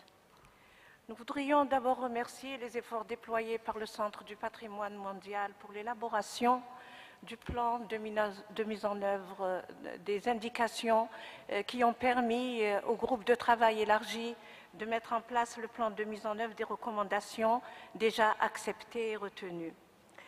L'Algérie, qui a pris part aux travaux du groupe de travail, souscrit pleinement à la mise en œuvre des recommandations émises et partage les préoccupations de certains pays comme le Mexique, l'Estonie, quant à la question de la crédibilité face aux efforts, face aux conflits d'intérêts.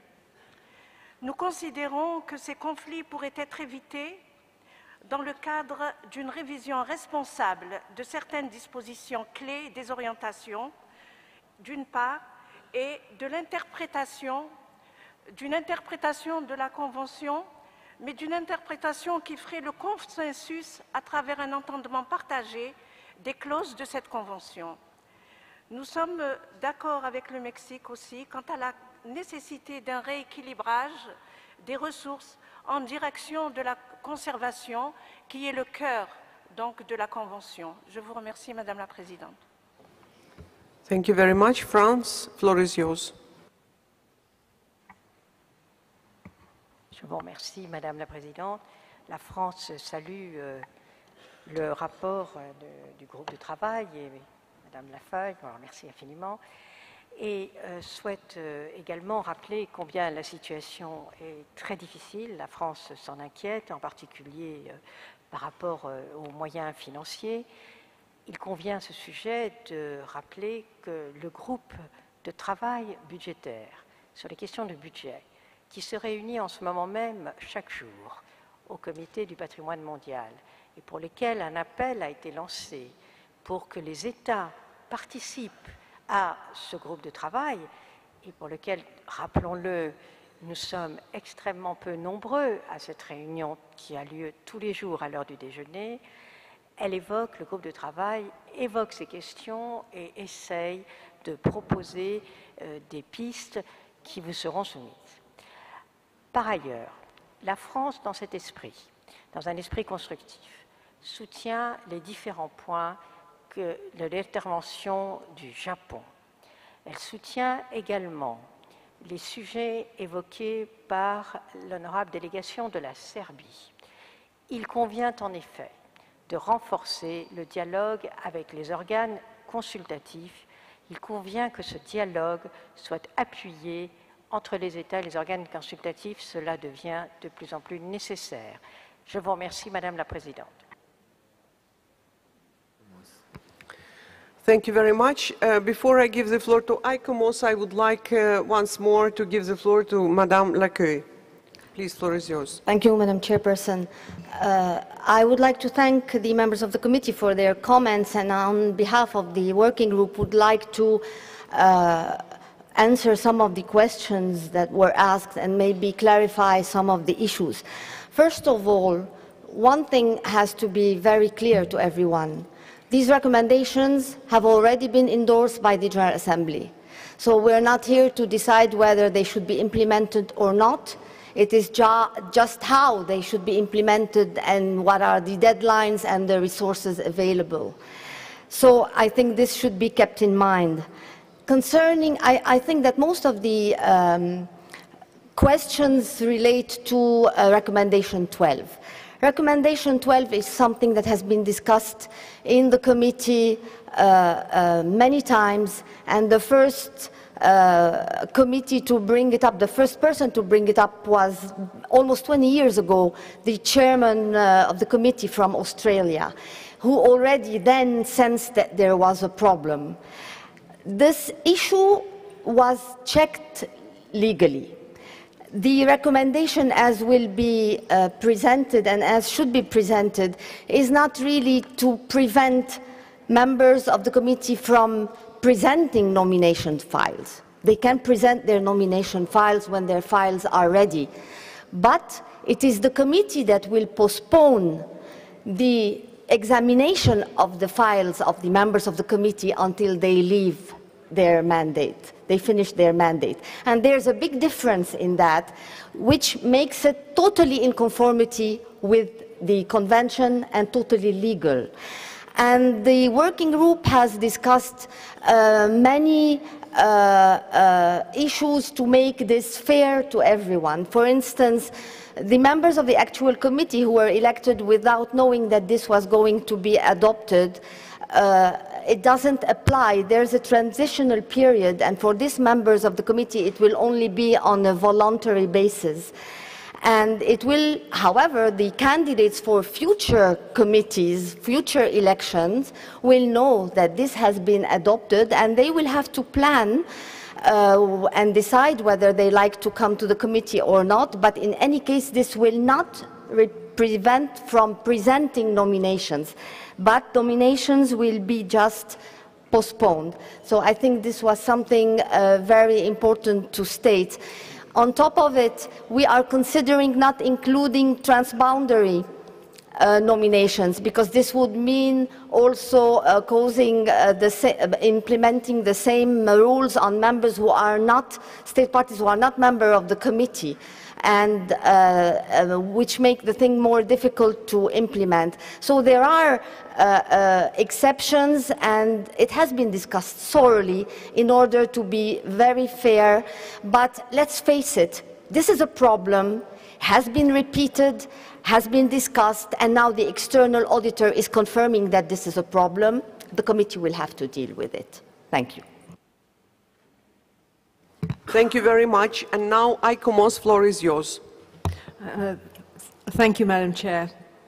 ICOMOS considers there is no doubt that the goals of the global strategy are of crucial importance to the implementation of the World Heritage Convention and will require the close cooperation between all actors, states parties, the World Heritage Centre and the advisory bodies in order for it to be advanced. In that context, ICOMOS welcomes the development of the implementation plan and was pleased to participate actively in the sessions of the open-ended working group, which met in May. ICOMOS also welcomes the elements of the implementation plan that could enhance the effectiveness of the dialogue between advisory bodies and the World Heritage Committee, and those recommendations that could enable our work to be of greater assistance to state parties.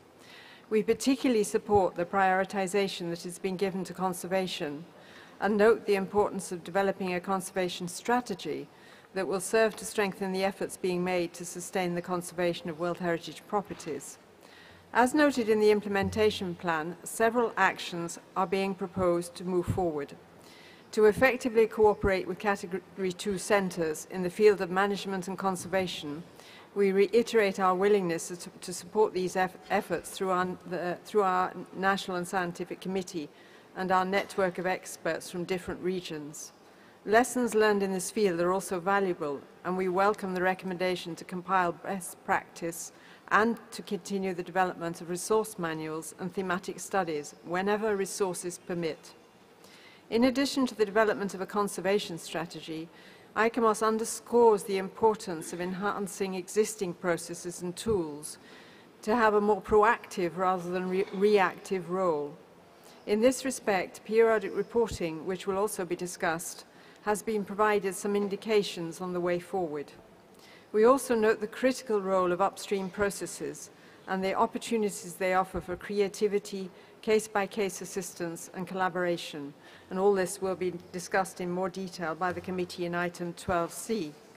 Last but not least, we reiterate the importance of dialogue and communication when major projects are under consideration.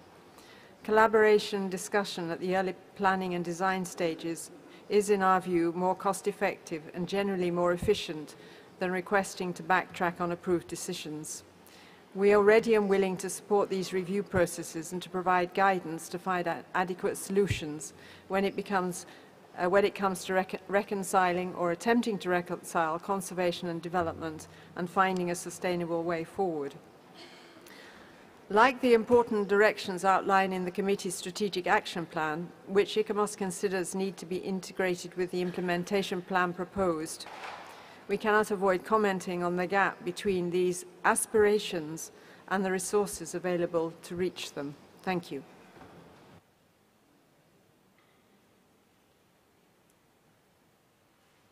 Thank you very much. IUCN, floor is yours. Thank you, Chair. I'd like to just introduce and then give the word to our senior council member and the chair of the World Commission on Protected Areas, Mr. Nikita Lupikin, who's sat at our table, with your permission, Chair. Thank you very much, Madam Chair, and I also commend the work of the open-ended working group. The 1994 Global Strategy for a Representative, Balanced and Credible World Heritage List is intended to ensure that the list reflects the world's cultural and natural diversity of outstanding universal values focused around the 5 C's: strengthening credibility, ensuring the effective conservation, promoting effective capacity building in states parties, increasing public awareness through communication, and enhancing the role of communities. This independent evaluation is perhaps the most important reflection regarding the Convention in the last 10 years. It is thorough and has brought to light that the global strategy has not been effective in achieving those 5 C's. This is a credibility issue for the Convention. Permit me to reflect on 3 elements noted by the evaluators that are vital to the future of the Convention. Number 1, prioritize conservation. Overall, the evaluation is a clear call to reposition the Convention and prioritize conservation. Number 2, respect the operational guidelines.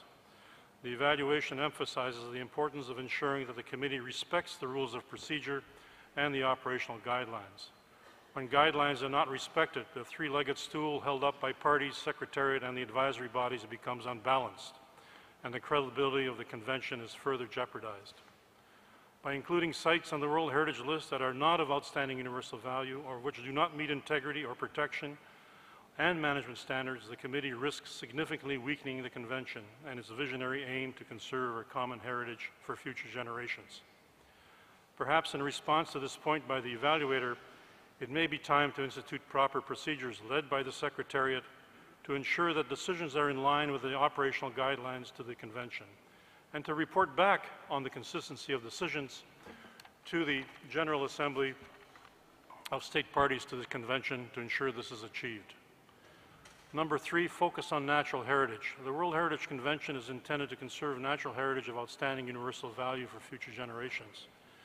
And what is more universal value than preserving the natural systems which provide us and our children with clean air to breathe and water to drink?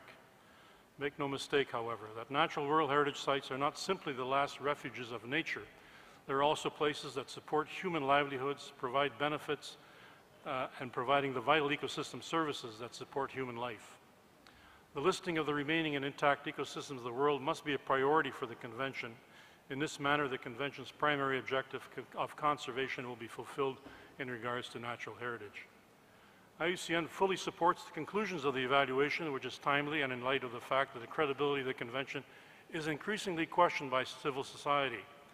This is due in part to the rising threats to natural World Heritage sites, such as mining, oil, gas projects, major infrastructure, including dams and roads, poaching, illegal logging, climate change, and lack of political will to address these issues.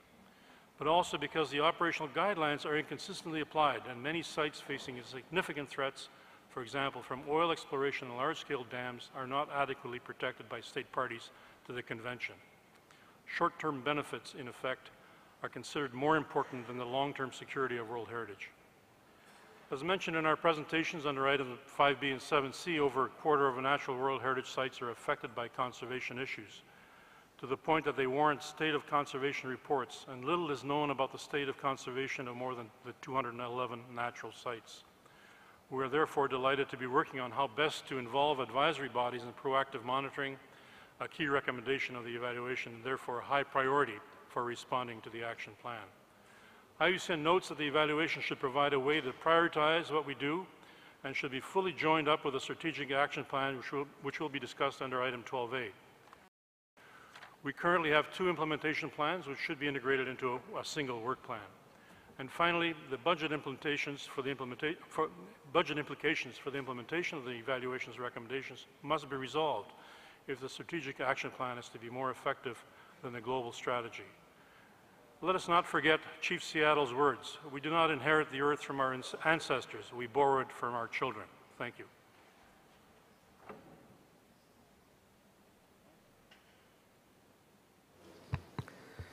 Thank you very much. Japan, floor is yours. Thank you, Madam Chair, and I'm sorry I take the second time. And I also do thank you to the Madam Bella Guidi for the very clear clarification of my question. Of course, I cannot contest against Madam Lacour, who has a very long expertise and how can I say, much more knowledge than me. But I just point out that just 2 points.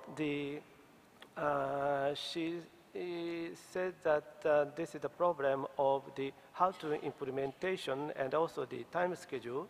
And of course, and that's right. So therefore, I'd like to point out that we need to discuss amongst all member states of this convention about how to implement and when the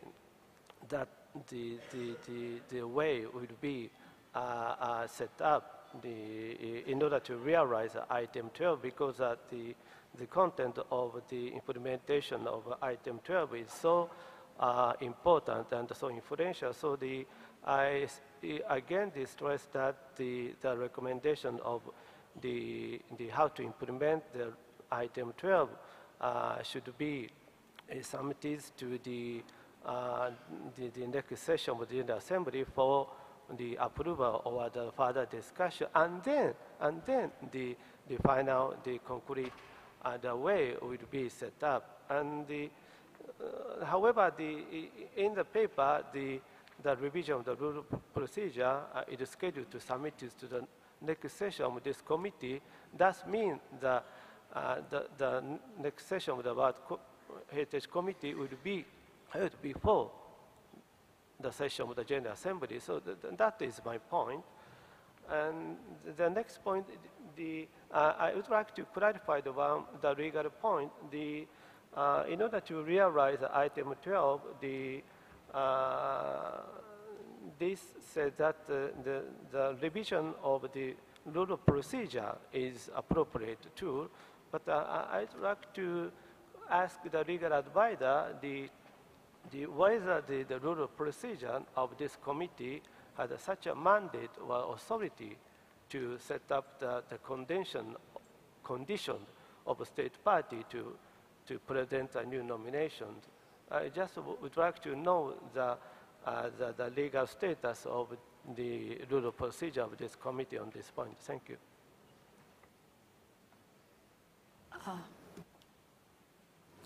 Thank you very much. Before I give the floor to Mali, I will ask legal advisor to answer these questions.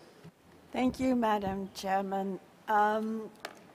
In order to answer your question, I need further reflection, but off the cuff, I would say that a question relating to the authority of a sovereign state to submit a nomination if you want to make changes along the lines of what is being presented should probably go in the operational guidelines and not in the rules of procedure of the committee. Nevertheless, the committee, as I said before, is the master of its own procedures, and it can interpret these rules as it wishes. But personally, I would prefer to see it in the operational guidelines rather than in the rules of procedure if you want it to have a more mandatory effect. Thank you, Mr. Chairman. But I would like to revert. Thanks. Thank you very much. Mali, floor is yours. Merci, Madame la Présidente. Madame la Présidente, il y a un élément qui est revenu et qui revient encore dans nos débats, c'est l'insuffisance de dialogue entre les organes consultatifs et les États partis. On en a beaucoup discuté. Et comme nous sommes à un chapitre sur le budget, nous avons dit que ce dialogue ou bien ces rencontres entre les États partis et les organes consultatifs nécessitent 2 éléments. Des budgets, mais aussi un temps matériel. Et comme nous sommes en train de discuter du budget, on souhaiterait réitérer, si vous voulez, la proposition de prendre en compte les conditions éventuelles, ou bien à partir desquelles on peut améliorer ou bien renforcer le dialogue entre les organes consultatifs et les États partis. Je vous remercie. Thank you very much. Ikram, floor is yours. Thank you, Madam Chairman.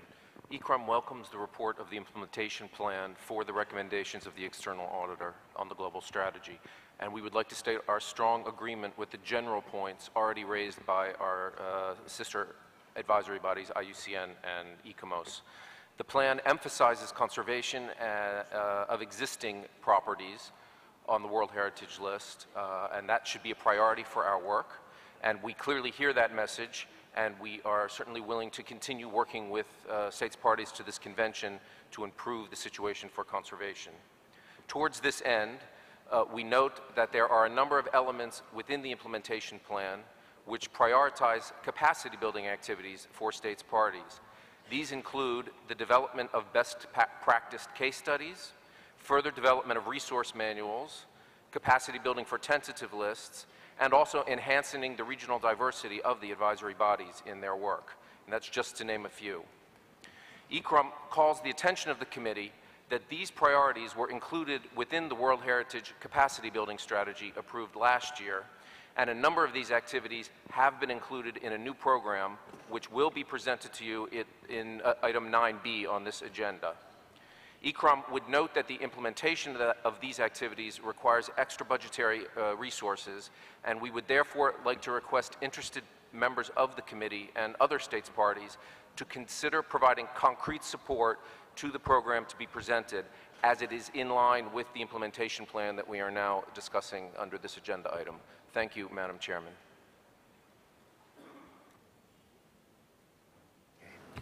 Thank you very much. Dear colleagues, it seems to me that we had very fruitful discussion. It is really very important work. We have nearly 1,000 sites in the list. We see that we have some difficulties now in work, in understanding between the advisory bodies, and some procedures has to be thinking out. The working group, open-ended working group, will continue to work. From all of you, I would like to thank precisely Vera Lacqueuille, to whom we know like very effective manager and a person who knows very well UNESCO. And I hope that from this process we will have very, good result. And I would like now to press your attention to, attract your attention to this draft decision. Let's move to the draft decision of the item 12/36.com/.9a in the third part of the of this document. Japan, you want to say something?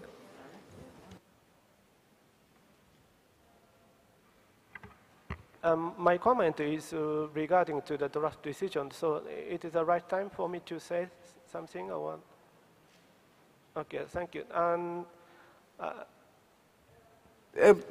dear colleague, maybe yes, please make the comment. Yes. Okay. I'm sorry. Before the discussion on this item, I could not submit the amendment proposal because having discussed here, I have the one proposal to amendment.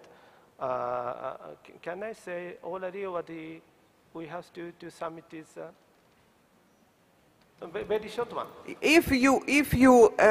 If you tell us the number of paragraph and slowly, we will introduce now your amendment. Thank you. And my amendment is related to Para 10,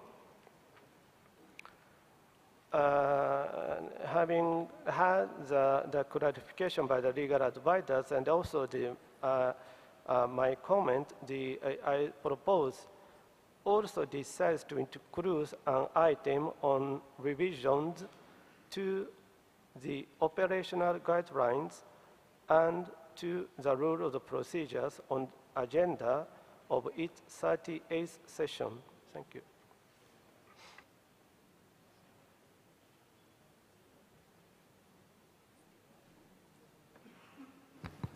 Thank you very much. May I ask the Vice Chair of this working group, is it visible to look for the operational guidelines in the next session?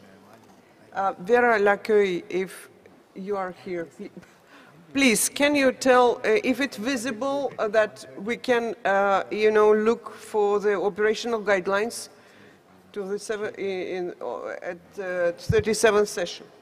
Madam Chairperson, the Assembly is expecting this committee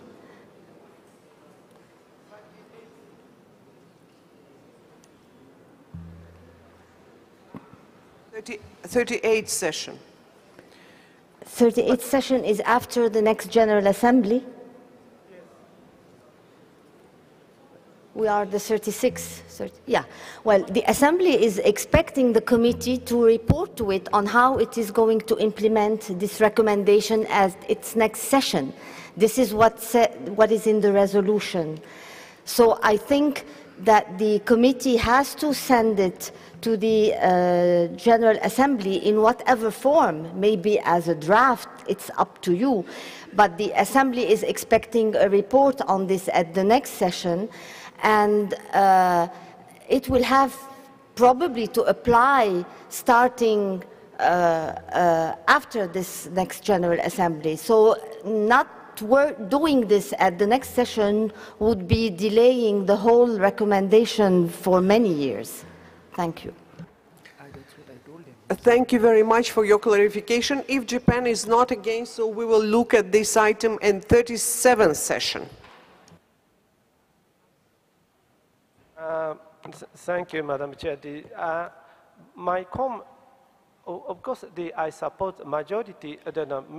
Many parts of the recommendation will be effective at the 37th session before the next session of the General Assembly. But I would like to stress the importance of the sharing the views or the direction about the item 12. Item 12 is so important, so the action on the item 12 should be effected after the next session of the General Assembly. Next session of the General Assembly should discuss the issue on how to implement the item 12, and then the concrete procedure will be decided by the World Heritage Committee. That is my intention.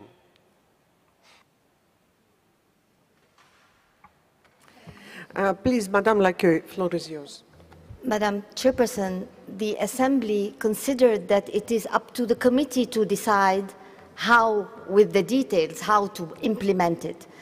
The working group has given several ideas on how to implement it and to make it fair to all state parties. Now, on how to finalize it and translate it in the rules or the guidelines, this is the prerogative of the committee. The committee will only report on how it decided to implement it.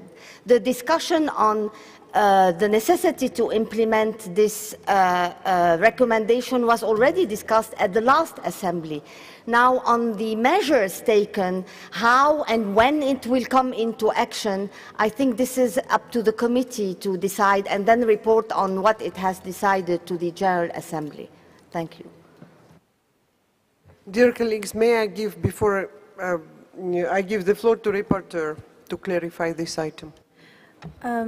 Thank you, Madam Chair. I'm just here to help you, but I guess that this paragraph is intended to actually start the discussion, that the committee can start a discussion on how to implement the recommendation 12 of the external auditor. But to do that, in order for you to be able to do that, you have to inscribe this item on the agenda of the next session. Otherwise, it is not possible. I may recall that the rules of procedure of the committee says that you cannot analyze or comment on anything unless it is inscribed in the agenda. And for doing that, you need a paragraph saying that you want to discuss it for the next session of the committee.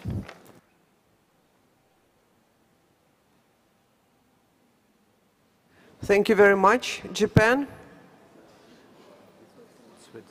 Switzerland? floor is yours. Merci.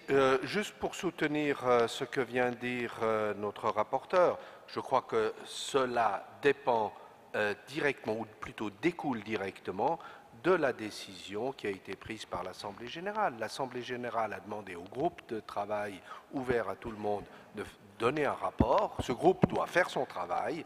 Il informe ici le comité, et puis voilà, c'est ça. Une fois qu'il aura soumis son rapport à l'Assemblée générale, que l'Assemblée générale aura approuvé à sa 19e session le rapport, eh bien, il pourra toujours, l'Assemblée générale pourra toujours saisir le comité de la mise en œuvre. Maintenant, si on veut travailler sur l'amendement des orientations, il faut évidemment le faire à la 37e. Donc, ça me paraît absolument évident. Merci, Madame la Présidente. Thank you very much. Germany, floor is yours. Thank you, Madam Chair.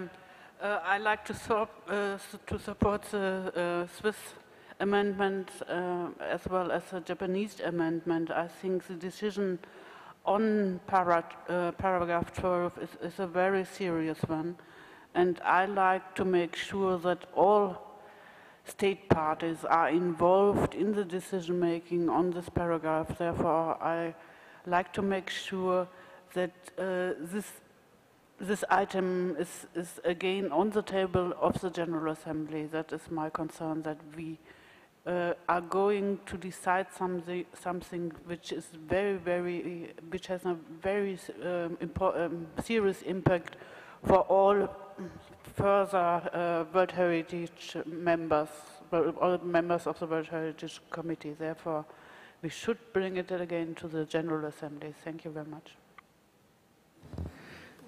Thank you very much. It is for General Assembly, of course, and for the organize the work on this, it was open-ended group, and which include not only members of the committee but the other countries. And in my opinion, it has to be on 37th session looked at this item. Japan, please, floor is yours. Thank you, Madam Chair. Just like the German delegates point out, that this item is very, very important to all member states. And of course, I know that the previous session of General Assembly decided to establish the open-ended working group, but the concrete, the outcome of the discussion of the working group, the current member of the World Heritage Committee recognize the content, the details. However, the other member state of the General Assembly does not know how the result would be implemented. So I think the all member states of the General Assembly should share the outcome of the implementation. That is still my concern. Thank you. Thank you very much. It seems to me I give the floor for clarification to Mr. Rao, who has very big experience on all these items. Please, Mr. Rao. Thank you, Madam Chair. Just to assure the distinguished delegate of Japan, this is a work that was initiated by the General Assembly, which called for the evaluation to be carried out by the external auditor of the global strategy and pact. And thereafter, it asked for an open-ended group to be set up to reflect on the recommendations and come up with an implementation plan. So this open-ended working group has done part of its work, and therefore you have a progress report. The draft decision says that this work will be continued further in the coming year. It will meet again in January. There will be a further progress in preparing this implementation plan, which will be presented to the 37th session. And with whatever observations that the 37th session may make, the final report will go to the General Assembly next year. So the General Assembly will be the final destination for this report and the recommendations to take stock of. Thank you, Madam Chair. Japan, floor is yours. Thank you, Mr. Chairperson, and we appreciate the explanation by the World Heritage Center. We completely understand the procedure up to what you have explained, but the little problem we had was after the General Assembly, we didn't want the revisions, the exact revisions of the rules of procedure or the operational guideline before the state parties agree at the General Assembly. That was our point, and this is only for item 12. Thank you. Thank you very much. Can we straight go to the adoption of the draft decision contained in document 36.9a in the part 3 of this document? I suppose that we have to, because it was only one amendment which have been discussed, and it seems to me that you all agree with this amendment, that we have to look to the operational guidelines. So I propose to adopt the whole document. So I see no objection. The document 36.9a part 3 is adopted as amended. Thank you very much.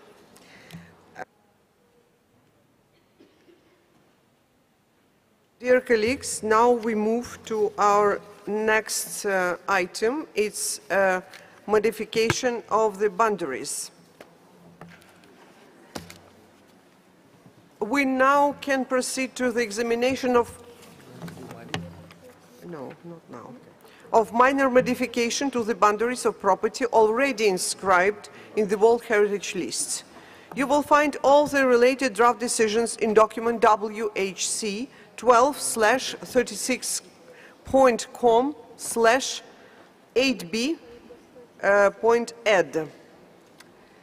I'm going to call again on IUCN and ICOMOS to be very concise in their presentations, as you will be allocated only 1 minute to present each nomination. And I would like to ask you that Silos Game Reserve we will look at 3 o'clock, because now it is under preparation the amendments in 2 languages which will be distributed to you. Now we straight go to the mixed properties, Asia Pacific, Tasmanian wilderness,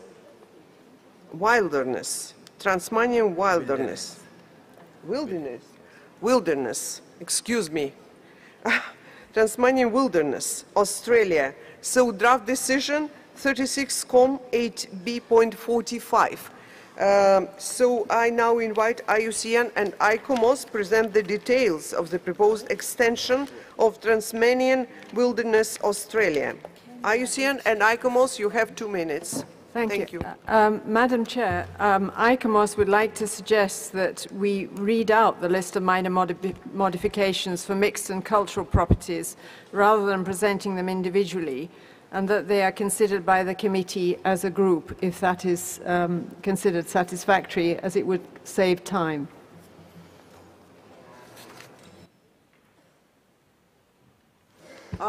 Dear colleagues, have you no objection that our ICOMOS and IUCN presented in groups? I see no objection, so go on, please. Thank you, Madam Chair. I would just like to present the list for mixed and cultural properties. I think my colleagues in IUCN will then take over for natural properties. For mixed properties, the decisions are on page 6 to 11 of your documents. There is Australia, Tasmanian wilderness, and China, Mount Huangshan.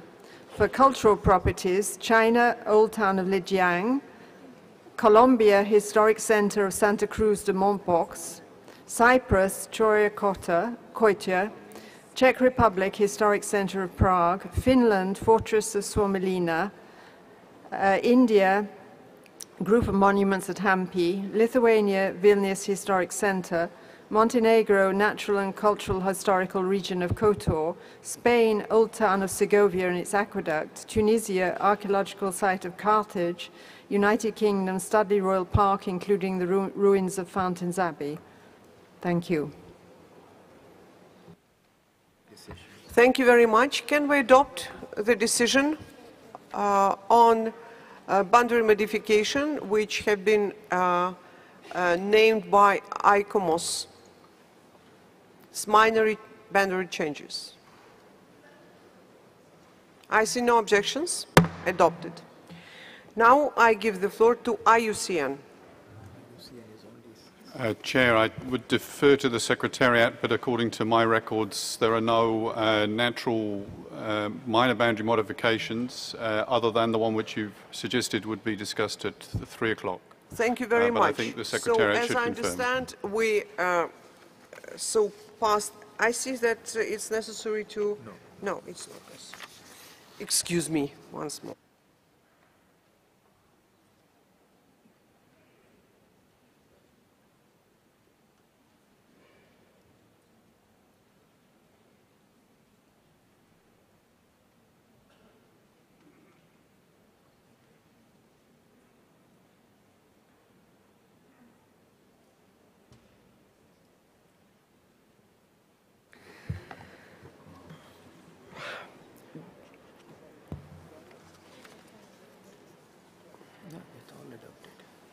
So, dear colleagues, we will now continue with our item agenda 8B,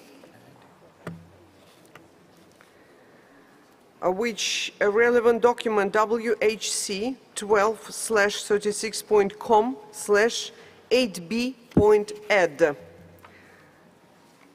It's statements of outstanding universal value of 12 properties inscribed at the 35th session of UNESCO last year. So I give the floor to Madame Rossler. The floor is yours.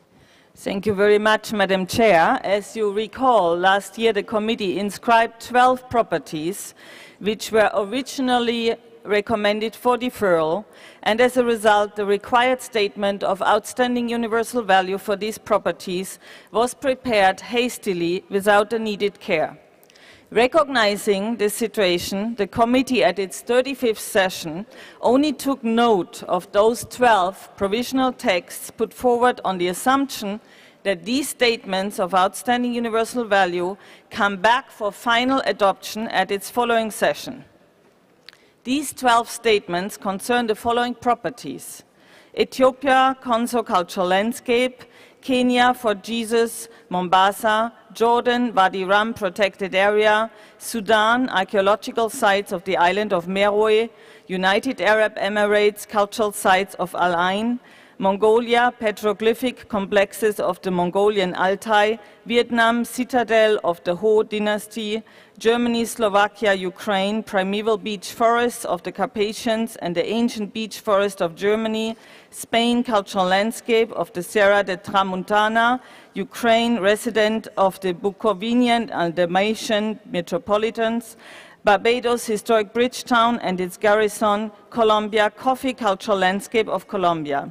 These statements have been refined with the cooperation of the advisory bodies and the concerned states parties, and they are now ready for adoption, Madam Chair. Draft Decision 36-COM 8B65 is on page 12 of both the English and French versions of document 8B-AD. Thank you very much, Madam Chair. Thank you very much. Are there any questions or comments on this document? And if there is no objection, we can straight adopt this document. I see no objections. So I now declare decision 36-COM 8B.65 adopted. So, dear colleagues, it seems to me that you received the document submitted by South Africa. It's draft decision 36-COM 7B.107, is on this, document concerning the Mali. So, and I would ask you, dear colleague from South Africa, please present the document. Thank you very much, Madam Chair. Madam Chair, the proposed draft decision was triggered by many things. State parties are involved and intervene to the Timbuktu challenge.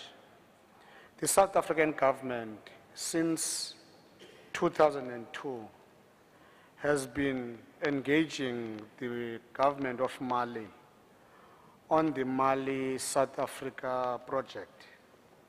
Therefore, Madam Chair, we saw it relevant that this committee takes a resolution around what has happened in Mali recently. Especially, Chair, the perceived linkage of the decision of this committee and the action in Mali. Therefore, Chair, we present a decision that we would like this committee to consider. In doing so, Madam Chair, South African delegation consulted with other state parties, and we saw it necessary that this committee, to save its integrity, should have a resolution or a decision around this issue. Therefore, Chair, we respectfully present the draft decision. Thank you, Madam Chair.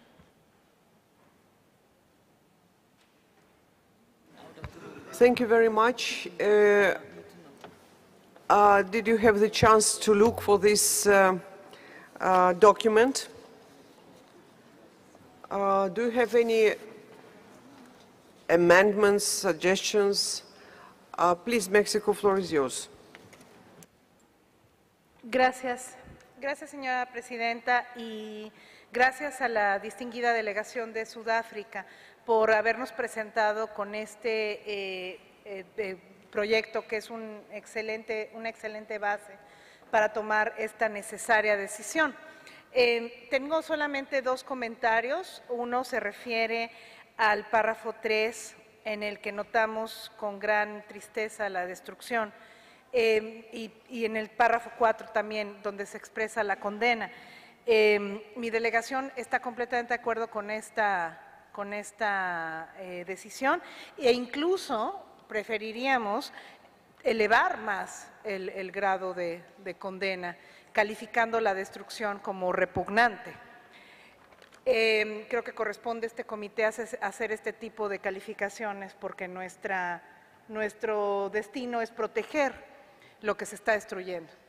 Por otra parte, una preocupación más puntual está en el párrafo 9, en el que el comité estaría requiriendo una misión para que se trasladara a Mali y a los países vecinos.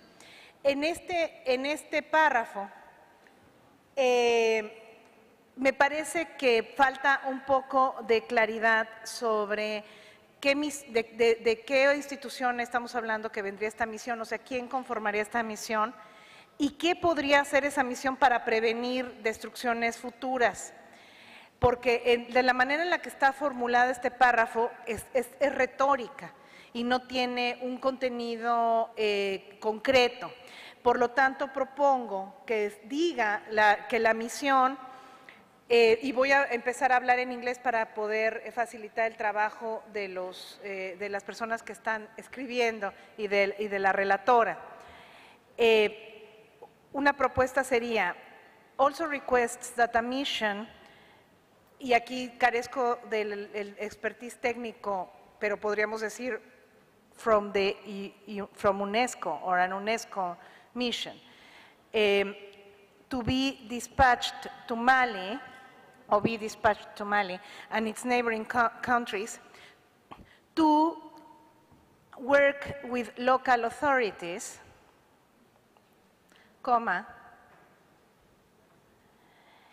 continúa la frase, in an effort to evaluate the degree of destruction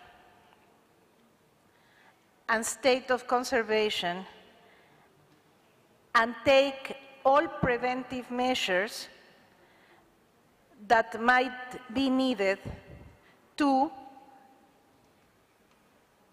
y continúa la frase igual, to prevent further destructions, y después allí falta una palabra, of this invaluable expression of the heritage of the community. Gracias. Thank you very much. Dear colleagues, we have a deal with a conflict situation. What mission of UNESCO can and which local authorities with which UNESCO can speak to prevent? So we have to be a little bit more realistic and not to put a real, task, I would say, for UNESCO and be a little bit more concise with the situation. Senegal, floor is yours.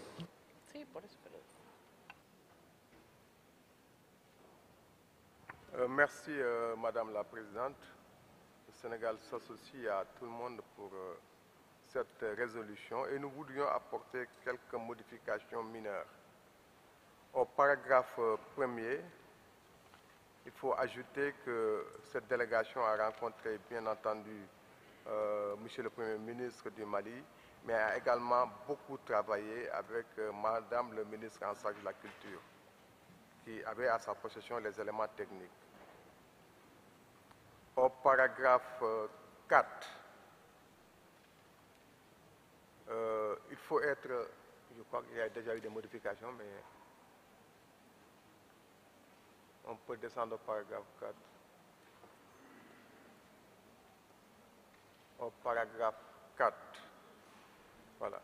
Donc c'est condamne fermement les actes de destruction et en appelle aux responsables pour qu'ils fassent, c'est une question de formulation, cesser immédiatement, qu'ils fassent cesser immédiatement. Question de formulation de français. Au point 5, nous pensons que le mot rejette n'est pas approprié. Nous proposons trouve inacceptable toute corrélation. Trouve inacceptable toute corrélation. Et ensuite, dernière ligne, comme on a déjà utilisé le mot inacceptable, on va le changer, les actes barbares qui sont perpétrés.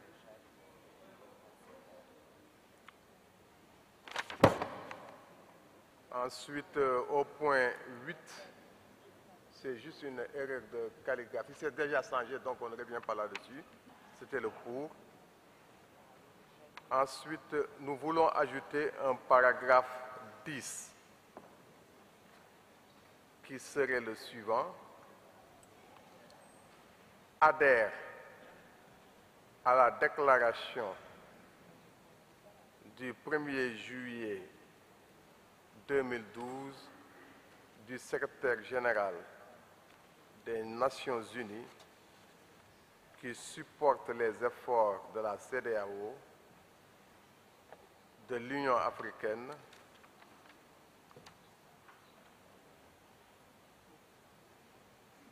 et des pays de la sous-région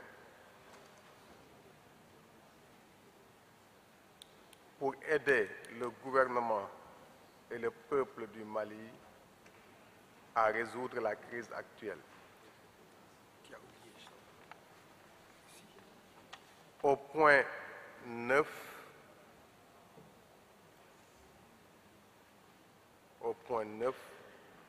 nous suggérons également une coopération avec l'ISESCO.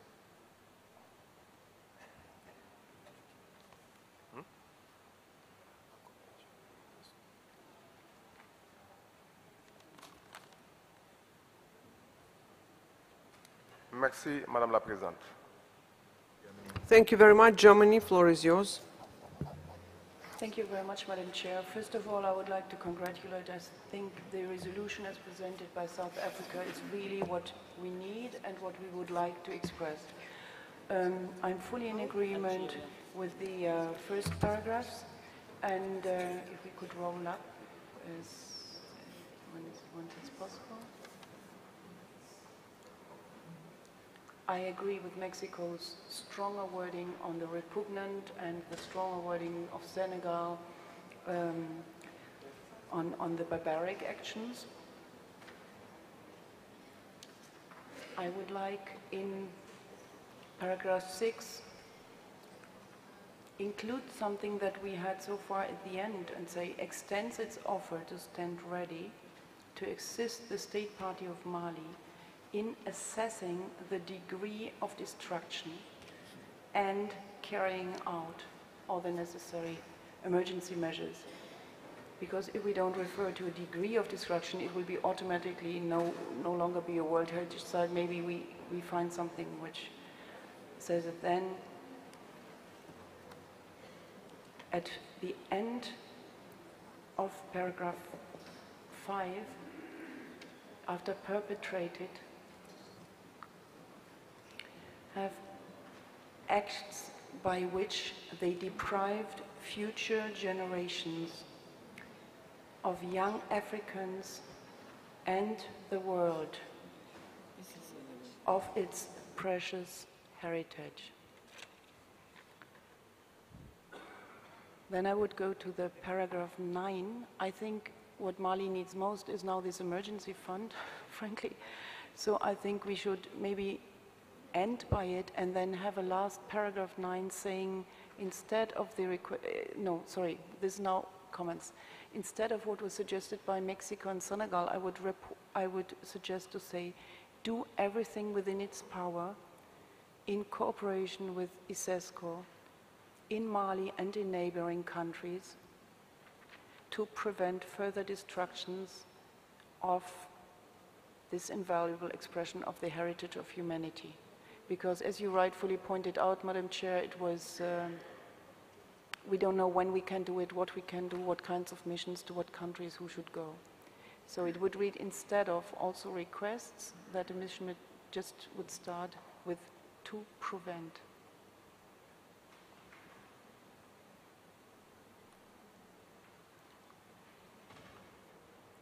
So also requests, and then it will continue with what is added now at the end.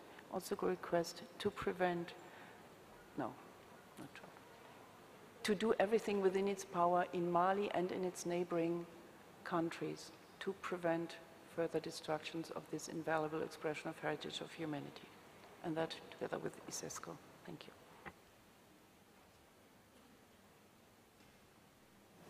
Algeria, floor is yours. Merci, Madame la Présidente.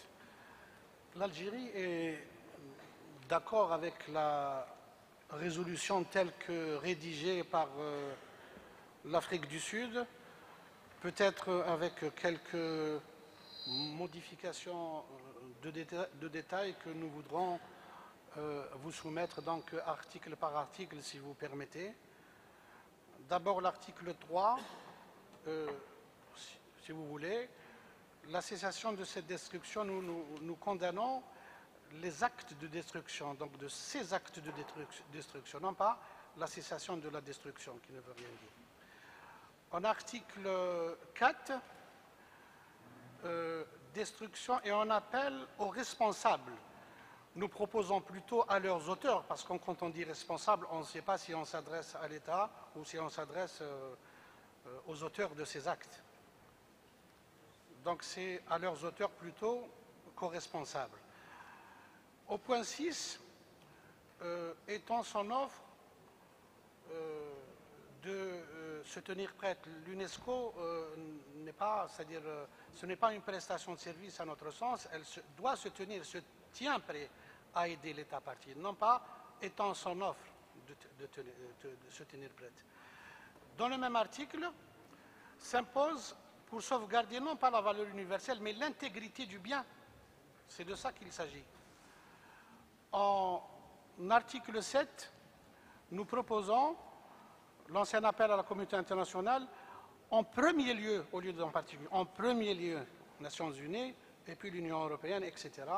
Et puis, une petite question, donc en article 9, demande également qu'une mission, il faut préciser, bon, il y a la proposition de l'UNESCO, nous souscrivons pleinement, mais il faut quand même préciser de quelle mission il s'agit. Et je vous remercie. Thank you very much. Dear colleagues, I understand how touched we are of all this sad, event which happened in Mali. But I propose that maybe the countries, we can't work like we work now, because everybody, I understand, try to find the most strong expressions to. So I would ask you, please, during the, these 2 hours lunchtime, work out on this document, and we will, after lunch, will adopt this document. But let's not do this, work now, because we will spend a lot of time. If agree, I would ask, yes, please, point of order, yes. Madame la Présidente, excusez-moi, mais je souhaiterais savoir la composition du groupe de travail. Merci. Excusez-moi.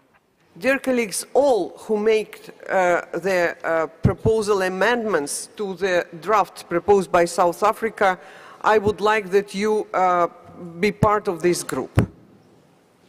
Thank you very much. Are you agree? France, please take the floor. Merci Madame la Présidente, je suis entièrement d'accord avec votre proposition. Je voulais remercier naturellement l'Afrique du Sud pour avoir pris cette initiative.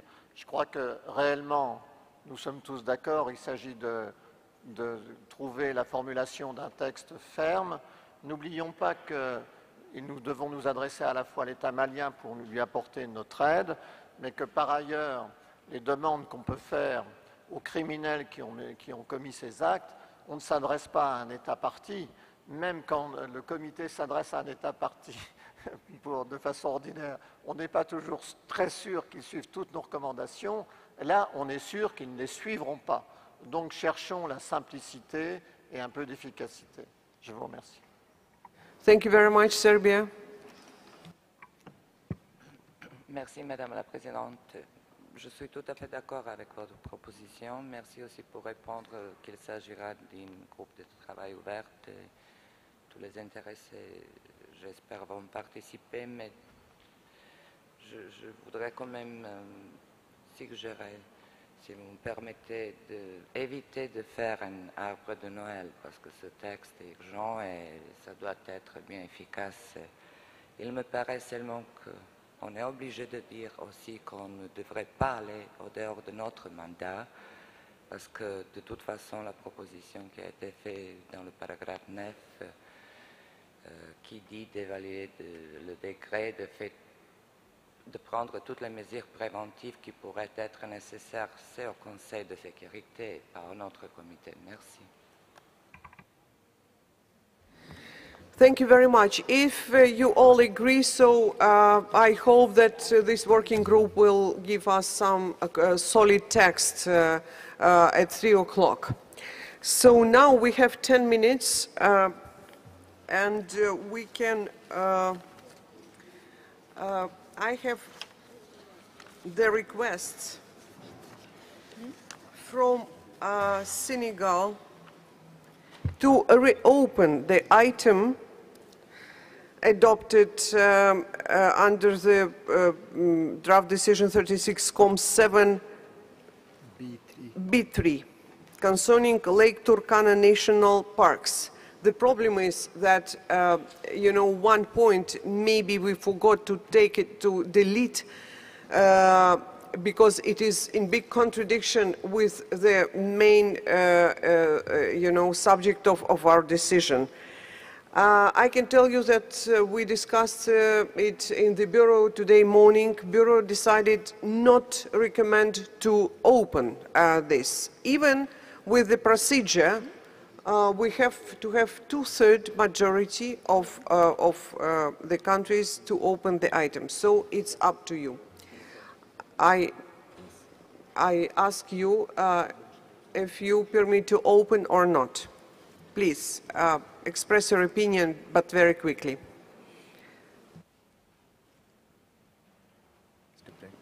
There is no special rule for 2/3 of, but it's only practice. Please, Germany, take the floor. I think we have real trouble if we make decisions and 2 days later we open them again. I think we should stick with the recommendation of the Bureau. Switzerland? No. Colombia? Apoyo no. So please, quickly, the other countries, express your opinion. Mexico. No apoyamos reabrir este tipo de decisiones. Gracias. Estonia. We also do not want to reopen it. Thank you. Colombia. Cambodia, excuse me. également, madame. So, who else wants to express their opinion?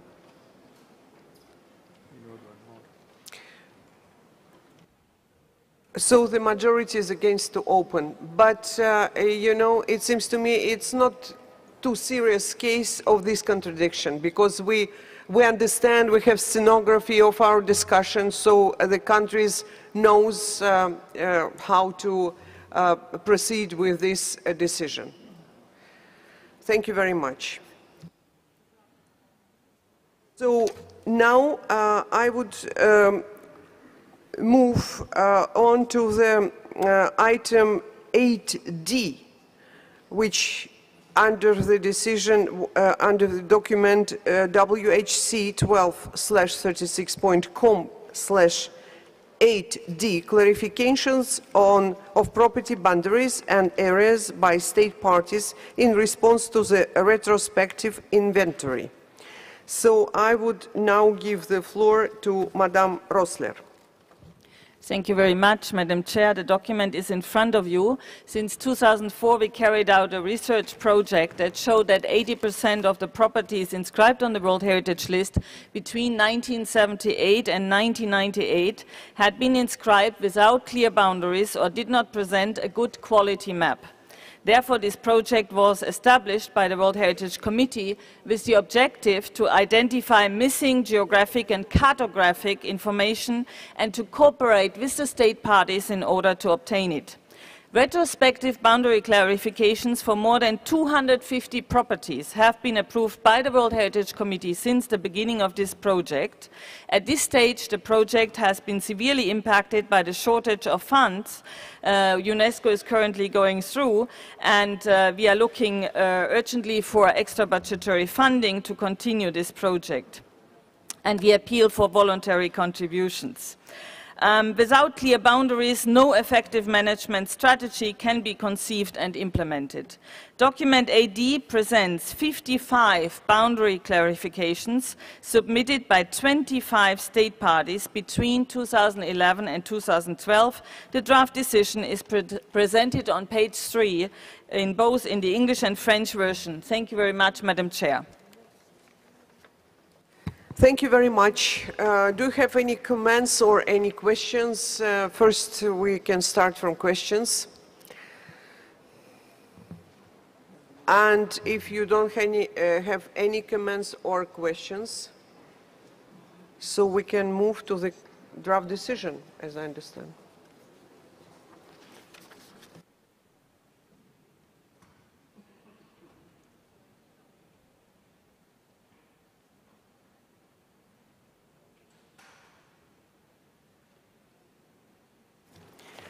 So I see nobody wants to take the floor, so we just can move to the draft decision, which is in this document, part 4, it's 36.8D.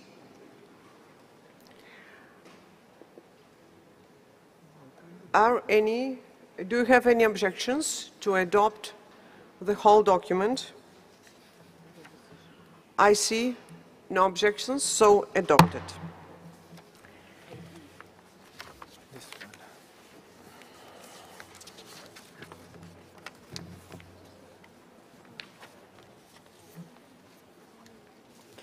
So now we can move to the item 8E, adoption of retrospective statement of outstanding universal value. Document HA presents the draft decision concerning the adoption of 94 retrospective statements of outstanding universal value submitted by 36 state parties for property which had no statement approved at the time of their inscription on the World Heritage List. The retrospective statement of outstanding universal value are included in Annex 1 of this document. Please refer to document WHC12/36.com/8E. I would like to propose you to adopt the draft decision 36.8E in its entirety. Is there any committee member that wishes to take the floor? Japan, please, floor is yours. Thank you, Madam Chair. I understand the Republic Courier would like to make a remark on this issue. So could you allow Republic Courier to make a brief intervention? Thank you. Thank you. Thank you very much. If members of the committee has no objection to give the floor to the representative of South Korea. I see no objection. South Korea, floor is yours. Thank you, Madam Chair, for giving us the floor. As an observer state party of the World Heritage Convention, we have asked the floor to make a statement regarding the retrospective statement of outstanding universal value of a property in China, namely the capital cities and tombs of the ancient Goguryeo Kingdom. In the brief description of the property, the phrase describing the historic nature of Goguryeo reads it to be a regional power and ethnic group of China. Goguryeo is an important part also of the Korean history, and based upon the bilateral verbal agreement between China and Korea in August 2004, it has been agreed not to use this phrase in official documents and to delete it upon request. We therefore request that this sentence is deleted before the entire document is adopted as a whole. We will immediately follow up in our position with an official letter of request to the World Heritage Center and to the government of China. Thank you very much. Thank you very much. I would like Secretariat to make some clarification on this point. Thank you very much, Madam Chair. We have, in addition to what was just mentioned, also received a letter from the Vietnam National Commission. I would like to clarify if there are changes in the statements of OUV to be adopted. It's not in the decision itself in front of you. It is a clarification between the advisory bodies, the Secretariat, and the state party concerned, and if there are minor changes in the statement of OUV, this can be done. It's not in the decision itself. In the decision itself, it's the names of those sites concerned. Thank you very much. Thank you very much. Once more we move to the decision, and I see no objection to adopt the decision 36.8E adopted. Thank you very much. And before we close this session, I would like to tell you that here we have the representative of Singapore who ratified the convention and will be the 90th member of the World Heritage Convention. And I would like that we, wish all the best to this country, and we are very happy that you joined the convention. Thank you very much. So I would like you to...